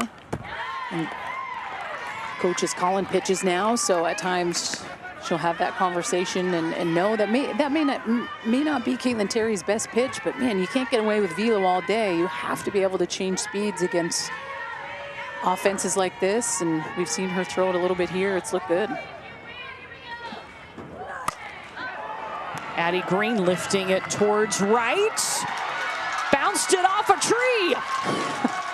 What did the tree do to her?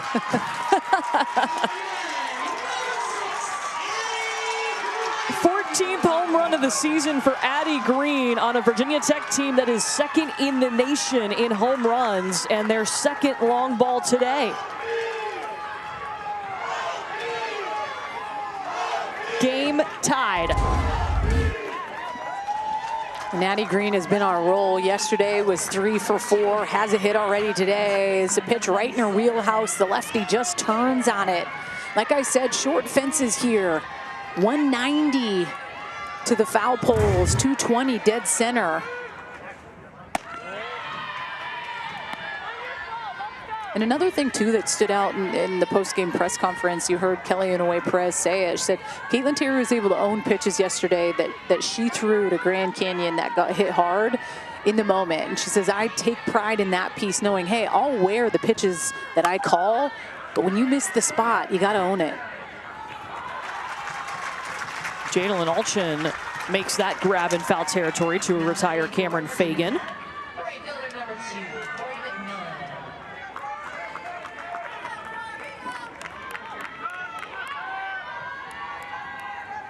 And here's Corey McMillan, who sent our first blast of the day over the wall in the first inning, a 3-run home run. She has seen 16 pitches in her first 2 ABs. Both were 8-pitch at-bats.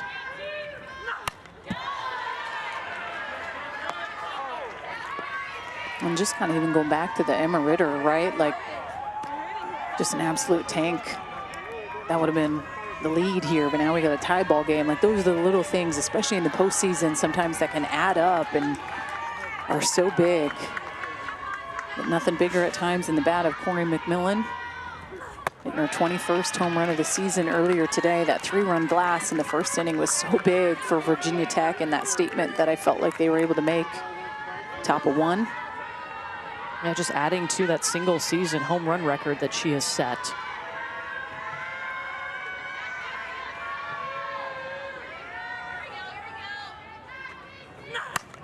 She was an infielder at Radford, and obviously Pete Demore was like, ooh, we need your bat in the lineup, so can you just pop out to the outfield, figure things out out there? And she said, sure. I'm not going to say it's the easiest position. To me, that's why I never chose to go out there. Infield will hurt you, but outfield will kill you. In the outfield? Yeah, I mean, a couple times, but I didn't love it.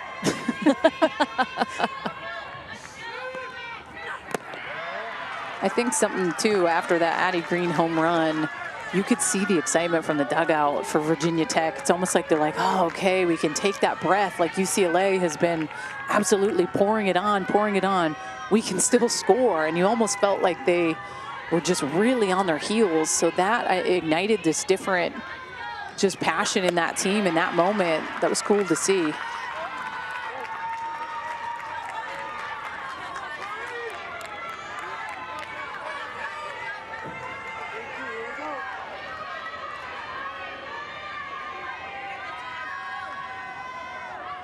Full count to Corey McMillan.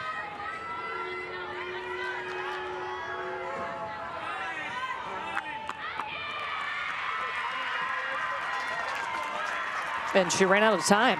Pitch clock got Caitlin Terry. So that's a ball, and that is ball 4 to put on Corey McMillan. I mean, when I look at it, I'm okay with it. Yeah. You know, you got a 3-2 count. Yeah, it happened, but you have an open base. She's one of their hottest hitters right now.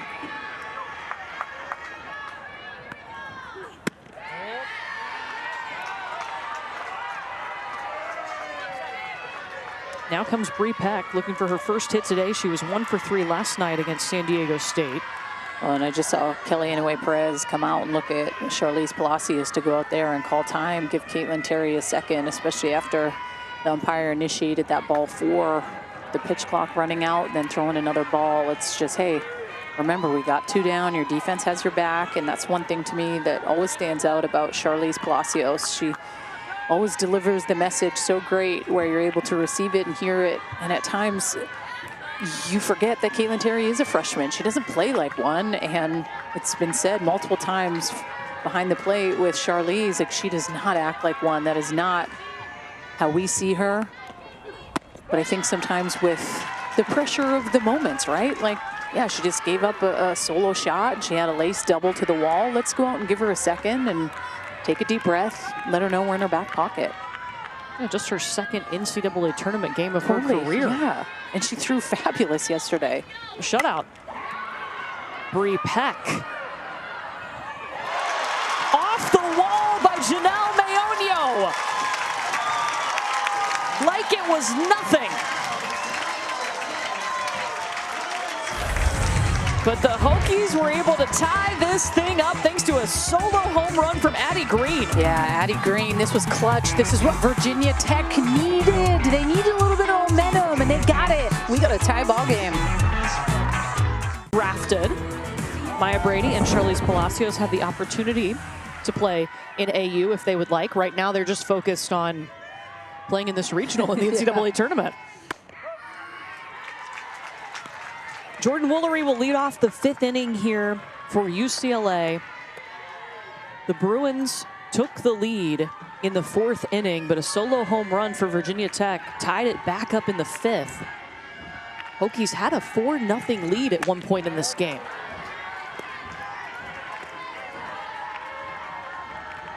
Winner is going straight to the regional final tomorrow. The loser will play again later tonight, either against Grand Canyon or San Diego State. I think this is an important inning for Lindsey Grine, especially team gets that solo shot, ties this ball game back up. Pitchers always kind of go out there with that state of mind of like, hey, you got me a run. Now I'm going to go out and I'm going to have your back, try to have a good, clean inning.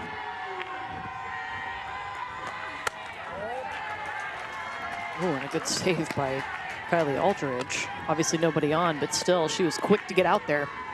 Yeah, she's been so good behind the plate for these pitchers, especially with those heavy drop balls that they all throw.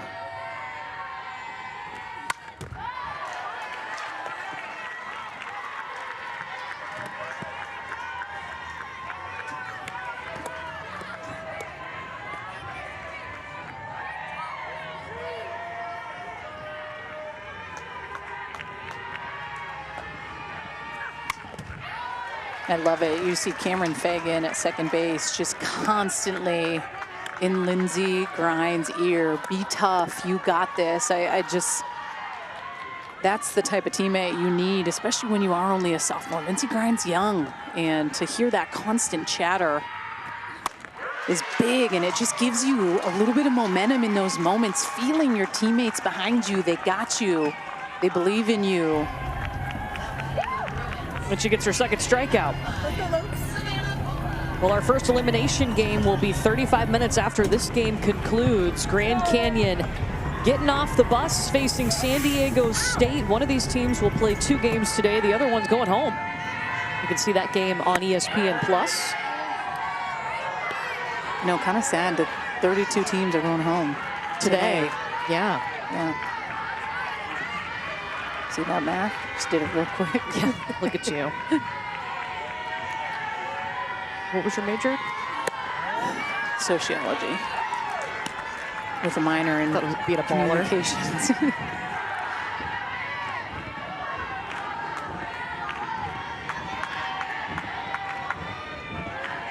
Savannah Pola led off the 4th inning with a walk. That's really what sparked those back-to-back walks to start the 4th inning. Really helped UCLA. Well, and at times the free pass is just unacceptable, right? Like when you're giving up back-to-back walks to a team like UCLA, man, they are going to find a way to let it rip, and that's exactly what happened. So as the innings get tighter and the game is tied, like that's when you need to be on point as a pitcher and understanding that giving up that free pass is just like giving up that base hit, and someone's going to find a way to make you pay for it. 3 balls and a strike to Pola.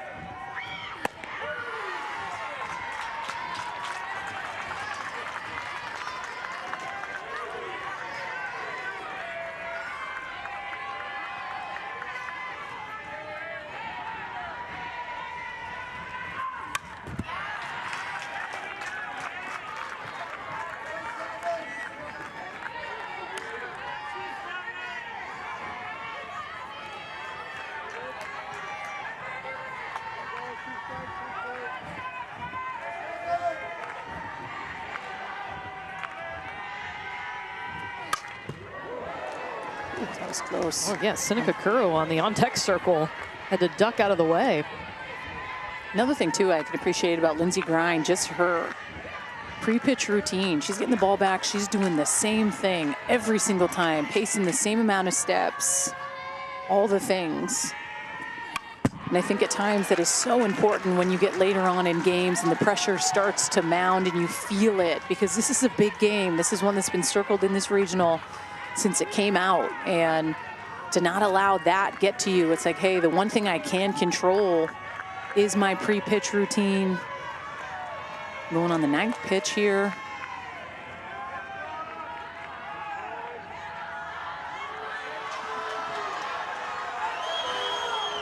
She calls for time.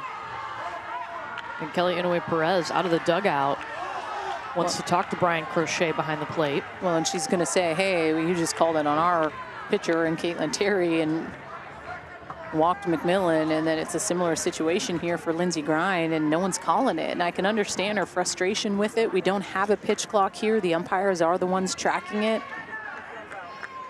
I think it's a potential ice the pitcher mentality a little bit here as well, her coming out.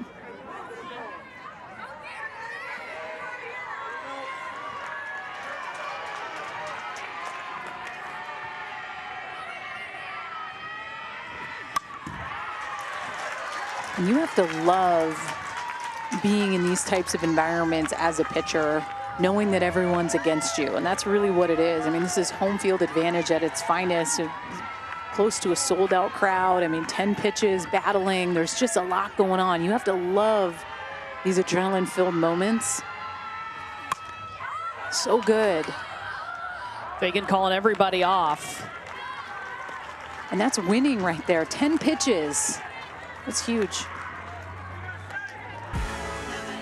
Well, Caitlin Clark and the Fever highlight our ESPN WNBA matchup on Monday, a rematch of Tuesday's opening night game with Dewana Bonner and the Sun. Dejanay Carrington did a pretty good job of shadowing Clark.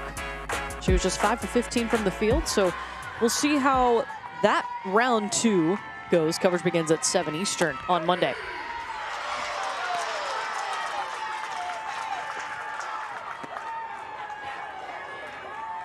Two down here for Seneca Curro.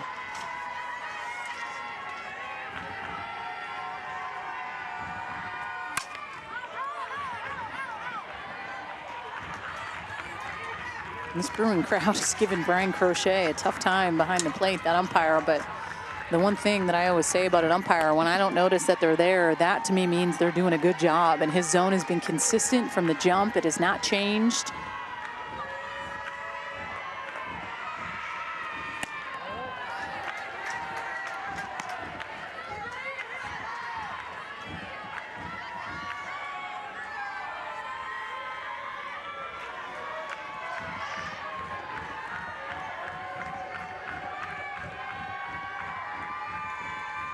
Good pitch. About 8 miles an hour off on that.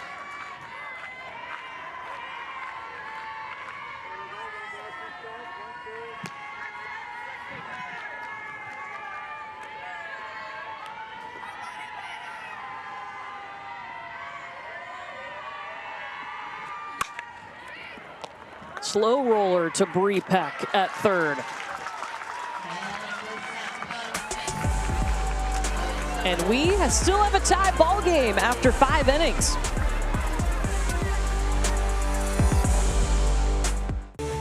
Well, we didn't waste any time in this game to make things interesting. It was in the first inning that Corey McMillan, who already has a single season home run record for Virginia Tech, blasted a 3-run shot over the wall to give the Hokies an early lead. But the fourth inning, when the adjustments kept coming for the UCLA Bruins, that's when things got dangerous. Yeah, they found a way to get back in this ball game pretty quickly here, and you just kind of felt this energy shift.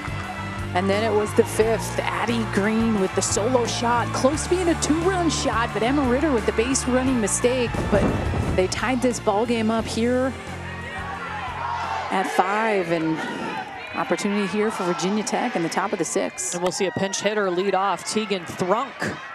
Shallow center in front of Mayonio, and she gets on, swinging on the first pitch. She was 1 for her last 13 before that swing.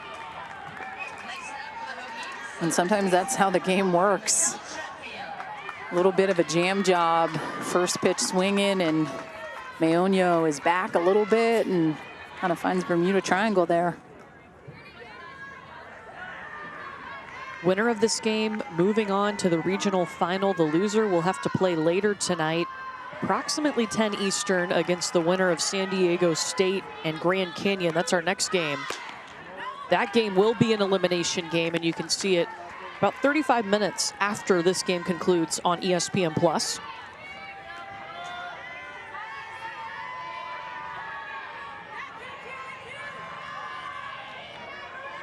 See the Lopes watching on, waiting. Chatfield. It's a great play. They'll get the lead runner. So much communication. You could hear it up here in the booth. 2-2-2 right out of the gate.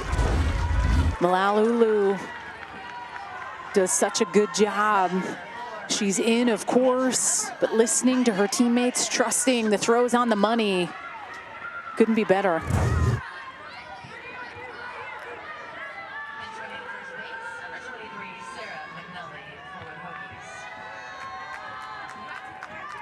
So Sarah McNally will come in to pinch run for the Hokies at first after Chatfield reached on the fielder's choice.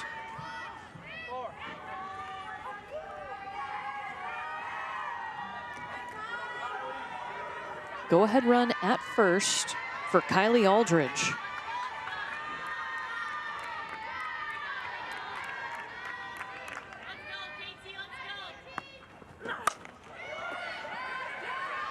Again, an aggressive at-bat for these Hokies. Kylie Aldridge swings at the first pitch.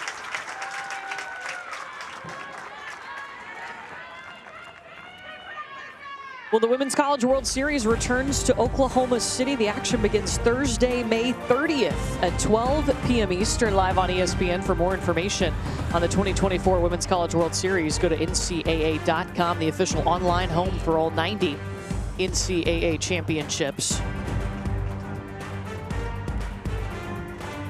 Another pinch hitter coming up to the plate for the Hokies. Maya Luco. Saw her last night in a pinch hitting role where she was 1 for 1 with a run scored. It was her first hit since April 14th.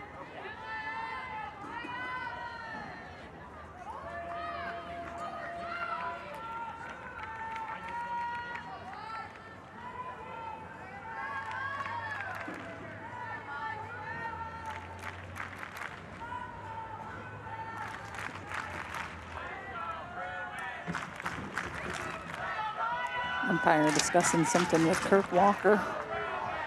Got the lineup cards out.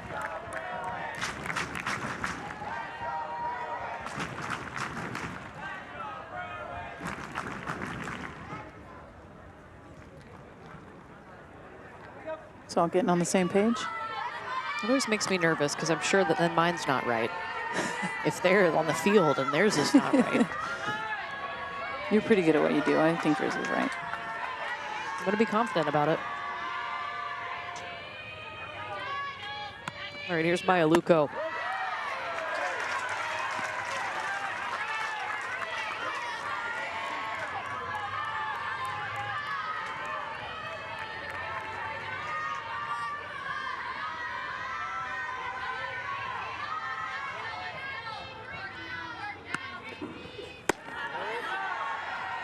Good save by Palacios as the go-ahead run on first base. Not in scoring position, but if she would have missed that, they could have been. Both of these lineups are actually kind of right in the same spot. When you think about it, bottom half, getting close to the leadoff spot with not a lot of outs left in this game. Thinking about those fourth ups for both these teams with just the pop they have at the top of the lineup is dangerous.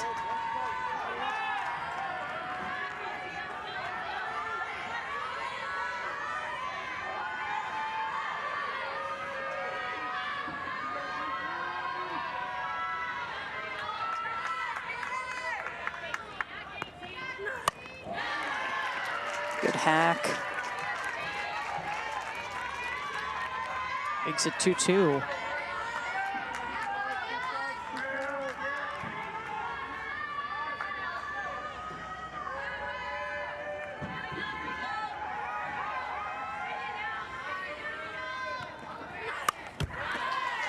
Goes battling. Yeah, she is. This is where I wouldn't mind seeing a little off speed. She can command this pitch, especially with a pinch hitter, take a little something off. I think that pitch is going to be a game changer for Caitlin Terry, especially going into her sophomore year. The ability to change speeds at any count is going to be helpful.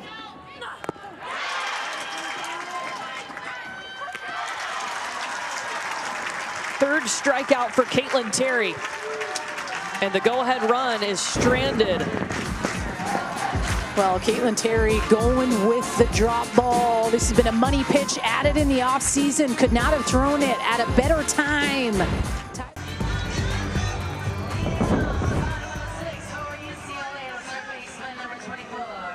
UCLA had to come back in this one. They were down 4-0. Yeah.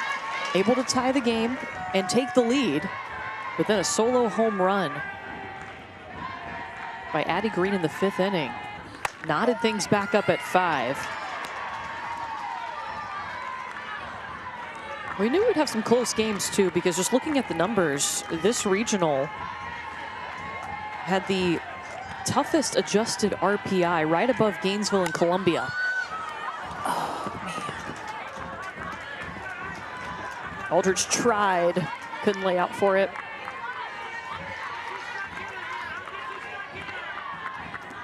Yeah, strength of schedule wise, looking at the teams that are here and the strength of schedule that they've played and conferences that everyone's in, this was definitely circled as the toughest one, no doubt.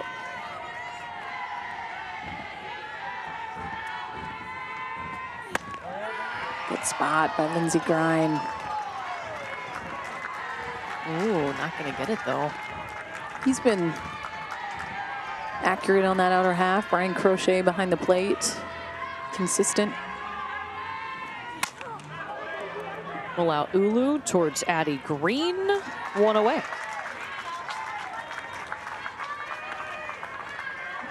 Next up for UCLA, the center fielder, number 3, Janelle Leonio. Well, here comes Janelle Mayonio. She had a single in the 3rd inning and a run scored.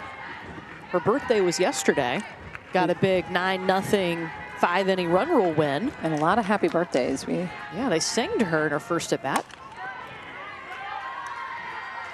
Interesting walk-up music. Yeah.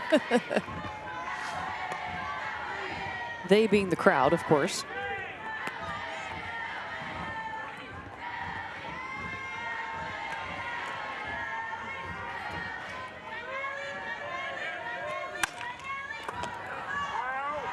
That's a foul ball. Gosh, Bree Beck's been so fun to watch this weekend so far at third base. We saw her make some absolute web gems yesterday against San Diego State. And threw a runner out at first from her knees. It's one of those swaggy defenders, makes those plays, and it just makes them look easy.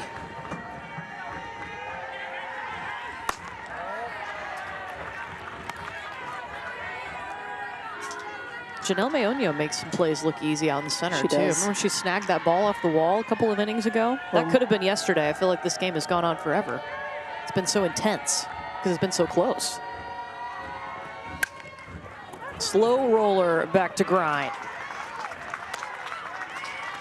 Yeah, Meonio, one of the best kind of center fielders we've seen in our game in a long time. Kelly Inouye Perez just said her reads and her arm and just so confident in her outfield and some of the plays that they've been able to make and reads and having each other's back. And to me, I always say it, like, infield hurts you, but outfield kills you. You need to be locked in as an outfield.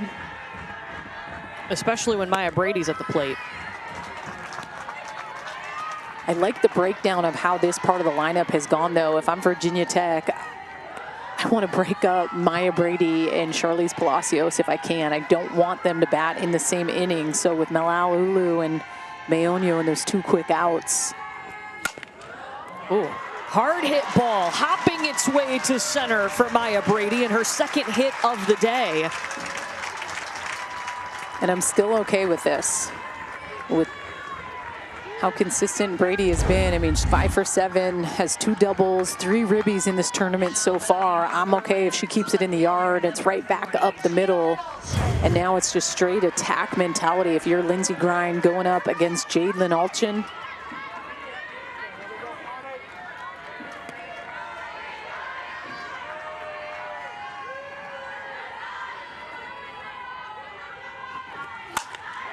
Alchin to the grass. Maya Brady rounding second, and she'll be stopped at third. It's runners on the corners. And Virginia Tech didn't get what they wanted because Palacios is about to come up. Yesterday, she said, watch what I can do in the NCAA tournament. Remember, she was hurt last year and didn't play. And a couple times, we had 2 home runs yesterday. Apo Taco to boot, a big 3-run bomb by Charlize Palacios. Into the trees, way into the night. 5 of the 9 RBIs yesterday against Grand Canyon, and that's why this is going to call for a timeout here. I just think respecting the situation, it's hard. Do you put her on and attack Megan Grant? Grant's definitely had a couple hits on the day as well, but ooh, this is what makes it so interesting. What would you do? You're in the circle right now. I would walk her and I'd pitch to Megan Grant, because the history with Palacios and her experience and the numbers don't lie and what she's done all year long, but more importantly as of late. Yeah. I have to respect that piece. So I'm going to walk the bases loaded and I'm going to attack Megan Grant. And you have a Megan Grant hitting behind Palacios because she has the experience in that situation, but this is when you need your sophomore pitcher to be big in the moment and say, hey, like, if we are planning to attack Palacios, you have to be smart. And if we are planning on putting her on base, if you're going to attack Megan Grant, it has to be good quality pitches too. But I cannot get burnt by her in this moment.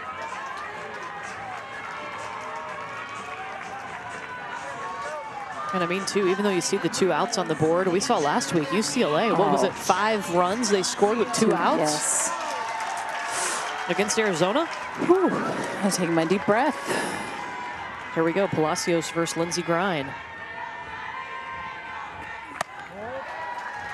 It's almost like I go an intentional walk here. Maybe try to force her out, swing at something maybe a little antsy in the moment, even though she probably is not, and she's going to want to be locked in on a pitch she can do something with.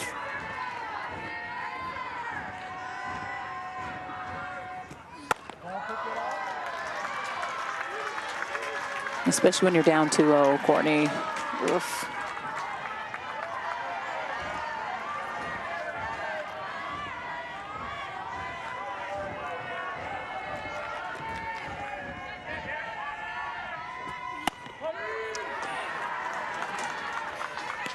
First strike coming in.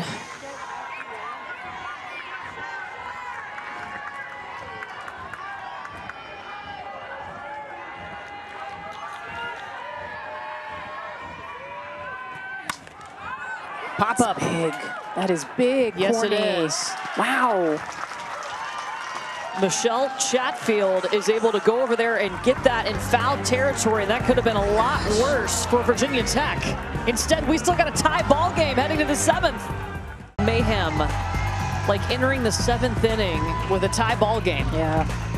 5-5 here between UCLA and Virginia Tech, and it's the top of the order due up for the Hokies, 1, 2, and 3. And Virginia Tech's top 4 today, they're 6-4-11.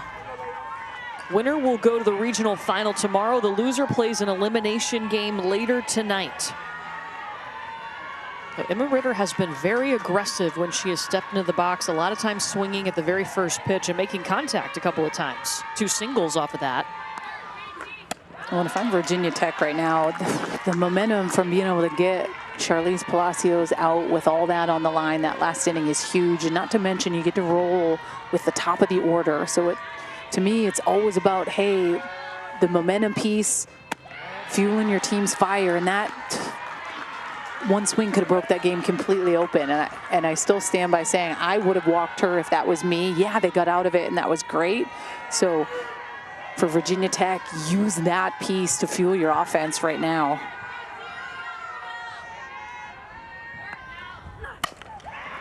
Emma Ritter, hard hit ball to Mayonio. So good. So good.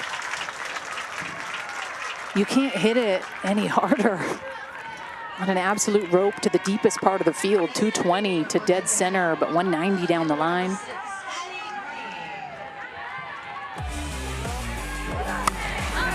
So now Addie Green, she retied this ball game up with a solo home run in the 5th inning.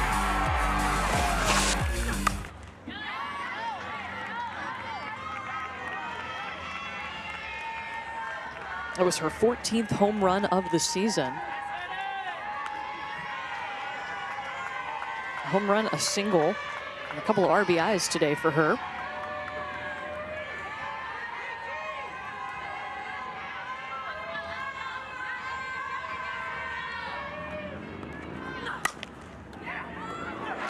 That one hops off of Maya Brady.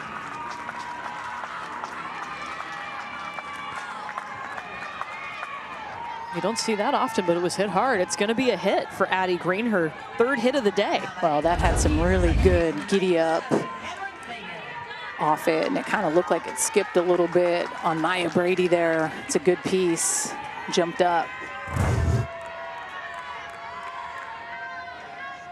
So now the go-ahead run on first for Cameron Fagan.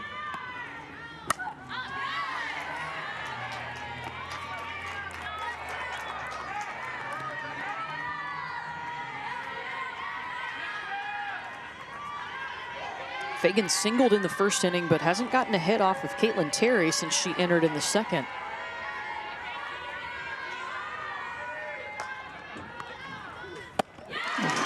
Good pitch. Up under the hands. The rise ball. I'm going to go right back to that spot, or I'm going to really spread the zone with that curve ball. Probably put it 2 balls on the outside part of the plate here. Nothing close to Fagan with 2 strikes.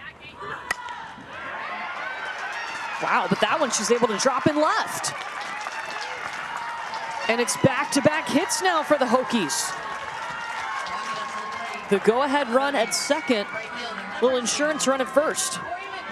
And those are just the little things. When you get 2 strikes against these types of hitters, you have to be spot on with that location, knowing they're aggressive hitters. Even with 2 strikes, they're going to be aggressive. So we saw that big swing and miss. You don't see Cameron Fagan swinging out of her shoes often, but a couple back-to-back base hits here for Virginia Tech. Brings us to Corey McMillan, a 3-run home run in the 1st. That one running around, so the wild pitch advances both runners into scoring position. The go-ahead run at 3rd now.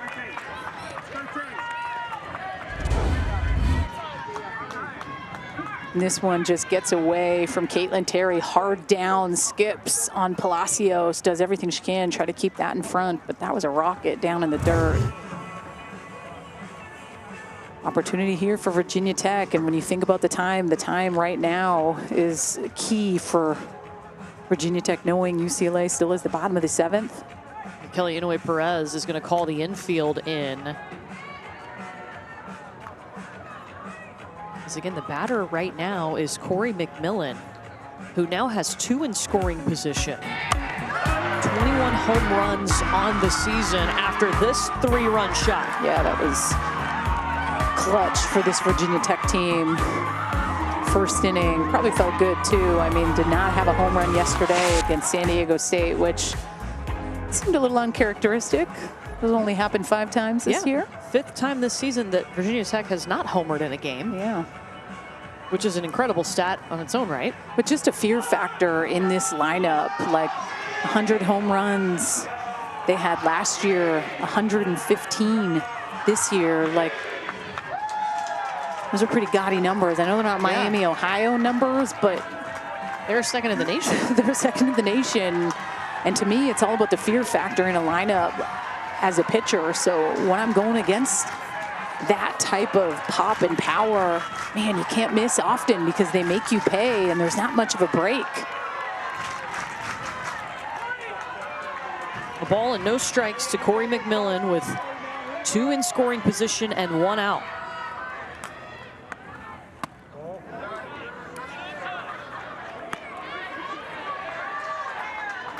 Are they going to put her on? Well, I'm surprised that McMillan didn't unleash in that last pitch. Sometimes those intentional walks are the hardest for pitchers to try to execute a pitch out of the zone. You try to practice it, but you don't want anything too close. You also know you throw it by the catcher, it's a run scored.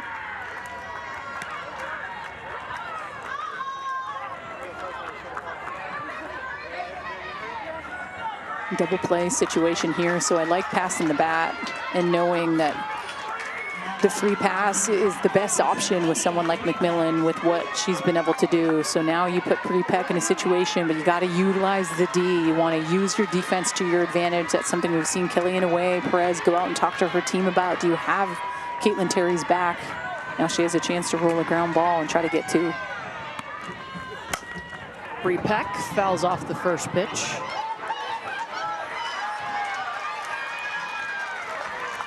And these are the moments that Caitlin Terry has yet to experience that she gets to experience. This is a big moment here. Bases loaded, 1 down.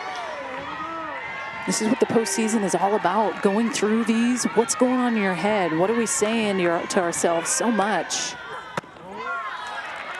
A true freshman in the circle for UCLA. Facing a hitter that's 4 for 9 with 9 RBI when the bases are loaded.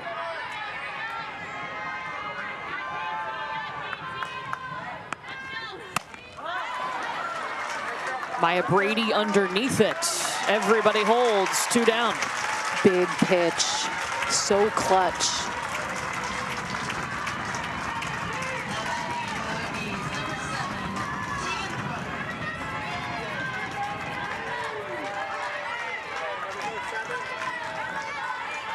Go-ahead run at third for Tegan Thrunk, who entered in the 6th inning as a pinch hitter and took the first pitch out to center field for a single.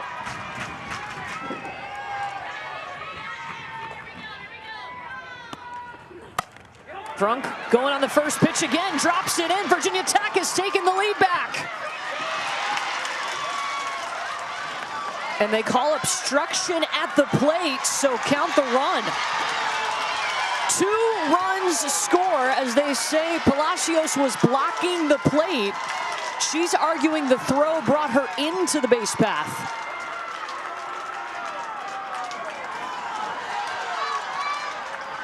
Well, and no matter what, 1 run did score. Yeah, yes. You want 2 to score, and I like that Coach Kellyanne Away Perez is going for these umpires to talk about it and review this play, and they are going to go review it. It's going to go to Pittsburgh, make this decision on it. Listen, there's a lot that goes on with a play like this, and that's why I can appreciate the fact that Josh Johnson sent that runner knowing with the relay and everything that has to line up with the obstruction, why not?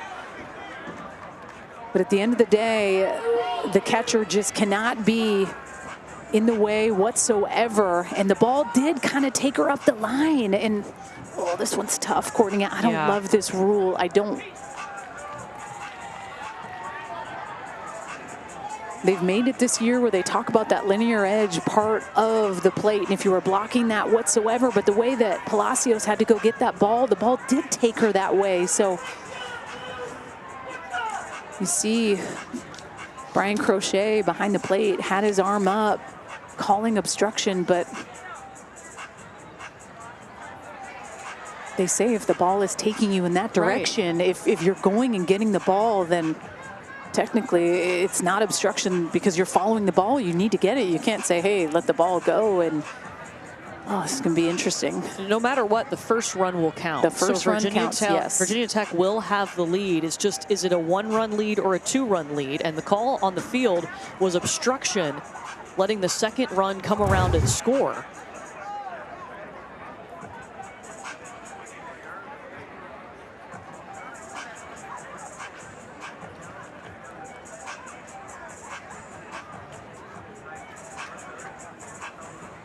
And we have a decision.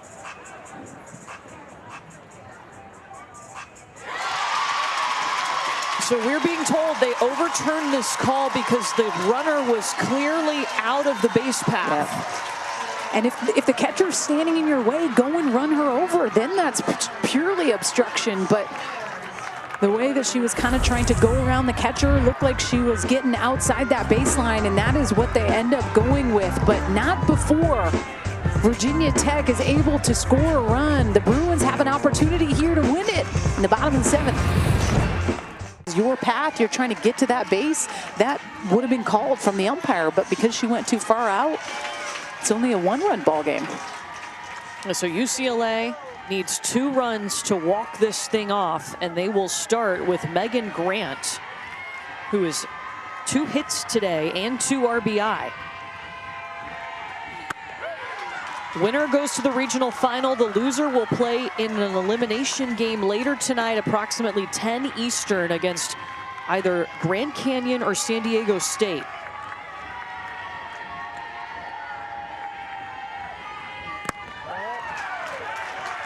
This is a game, it's been wild. I mean, the first inning, we saw a 3-run home run. All of a sudden, Virginia Tech had a 4-0 lead. Then UCLA took the lead. Then Tech tied it up, and now the Hokies back on top.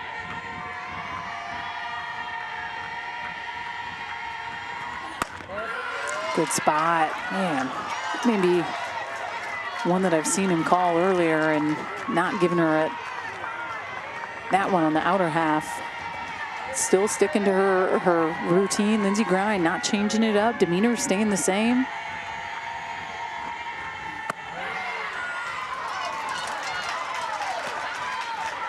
The one thing I'll always say here at Easton Stadium, the chalk lines get put out pretty quickly there at home plate. So I don't know where the batter's box is. You don't see kind of where a corner is. You just see the plate. And sometimes too,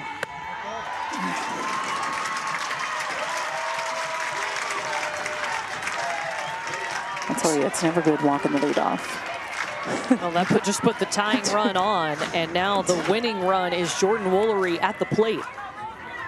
And Cameron Fagan quickly going in, talking to Lindsey Grind in her back pocket. I saw her doing that earlier, but yeah, that's at times the tough part about those leadoff walks. But it's just focusing in on the task at hand here, trying to go in and attack Jordan Woolery. And Taylor Stevens is going to come on and pinch run, her first appearance since May 5th.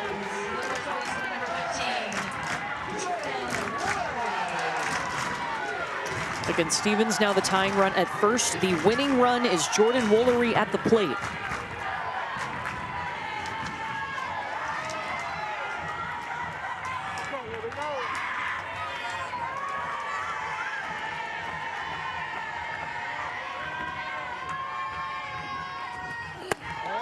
Woolery struck out her last time up against Lindsey Grind in the 5th inning.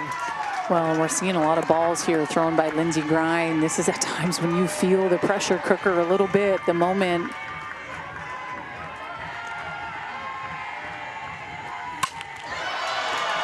Woolery bounced it off the wall.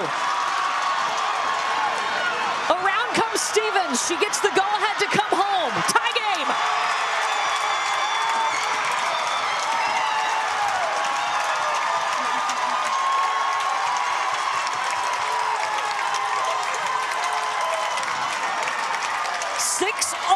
Thanks to Jordan Woolery, and now the winning run is at third.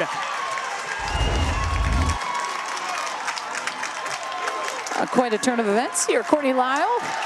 This is a game of inches from being out crushes off the wall. McMillan tries to play it, but doesn't play it well enough. Stevens on her horse. She is a sure thing. Then everyone vacates home, and you can see the coach is yelling for someone to get home because it was open for so long. Woolry could have easily found her way. So they will bring on a pinch runner. Liesl Osteen is now at third. Again, UCLA has 4 wins when trailing by 4 or more runs, and that's what happened today. This is Savannah Pola at the plate with the winning run at third. The Bruins have walked it off in the 7th inning 3 times this season. Can they make it 4?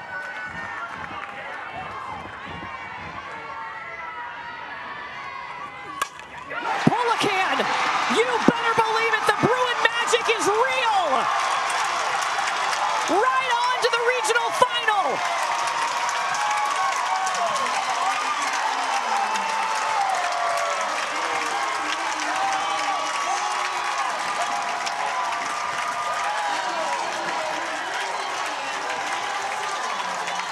They trailed 4-0. They trailed going into the 7th inning, and they just walked it off. Wow, a team, man, never say die all the way. The fight in this Bruin team is real. They are constantly pedal to the metal no matter what. It's almost like you felt that they were going to have that big time comeback.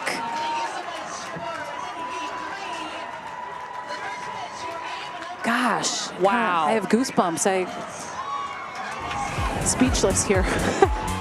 Virginia Tech not out of it. They'll play later today, but now it's time for our Capital One rewarding performance. Absolutely, it's got to go to Savvy Pola with the walk-off hit. Yeah, the moment was right. She stepped up.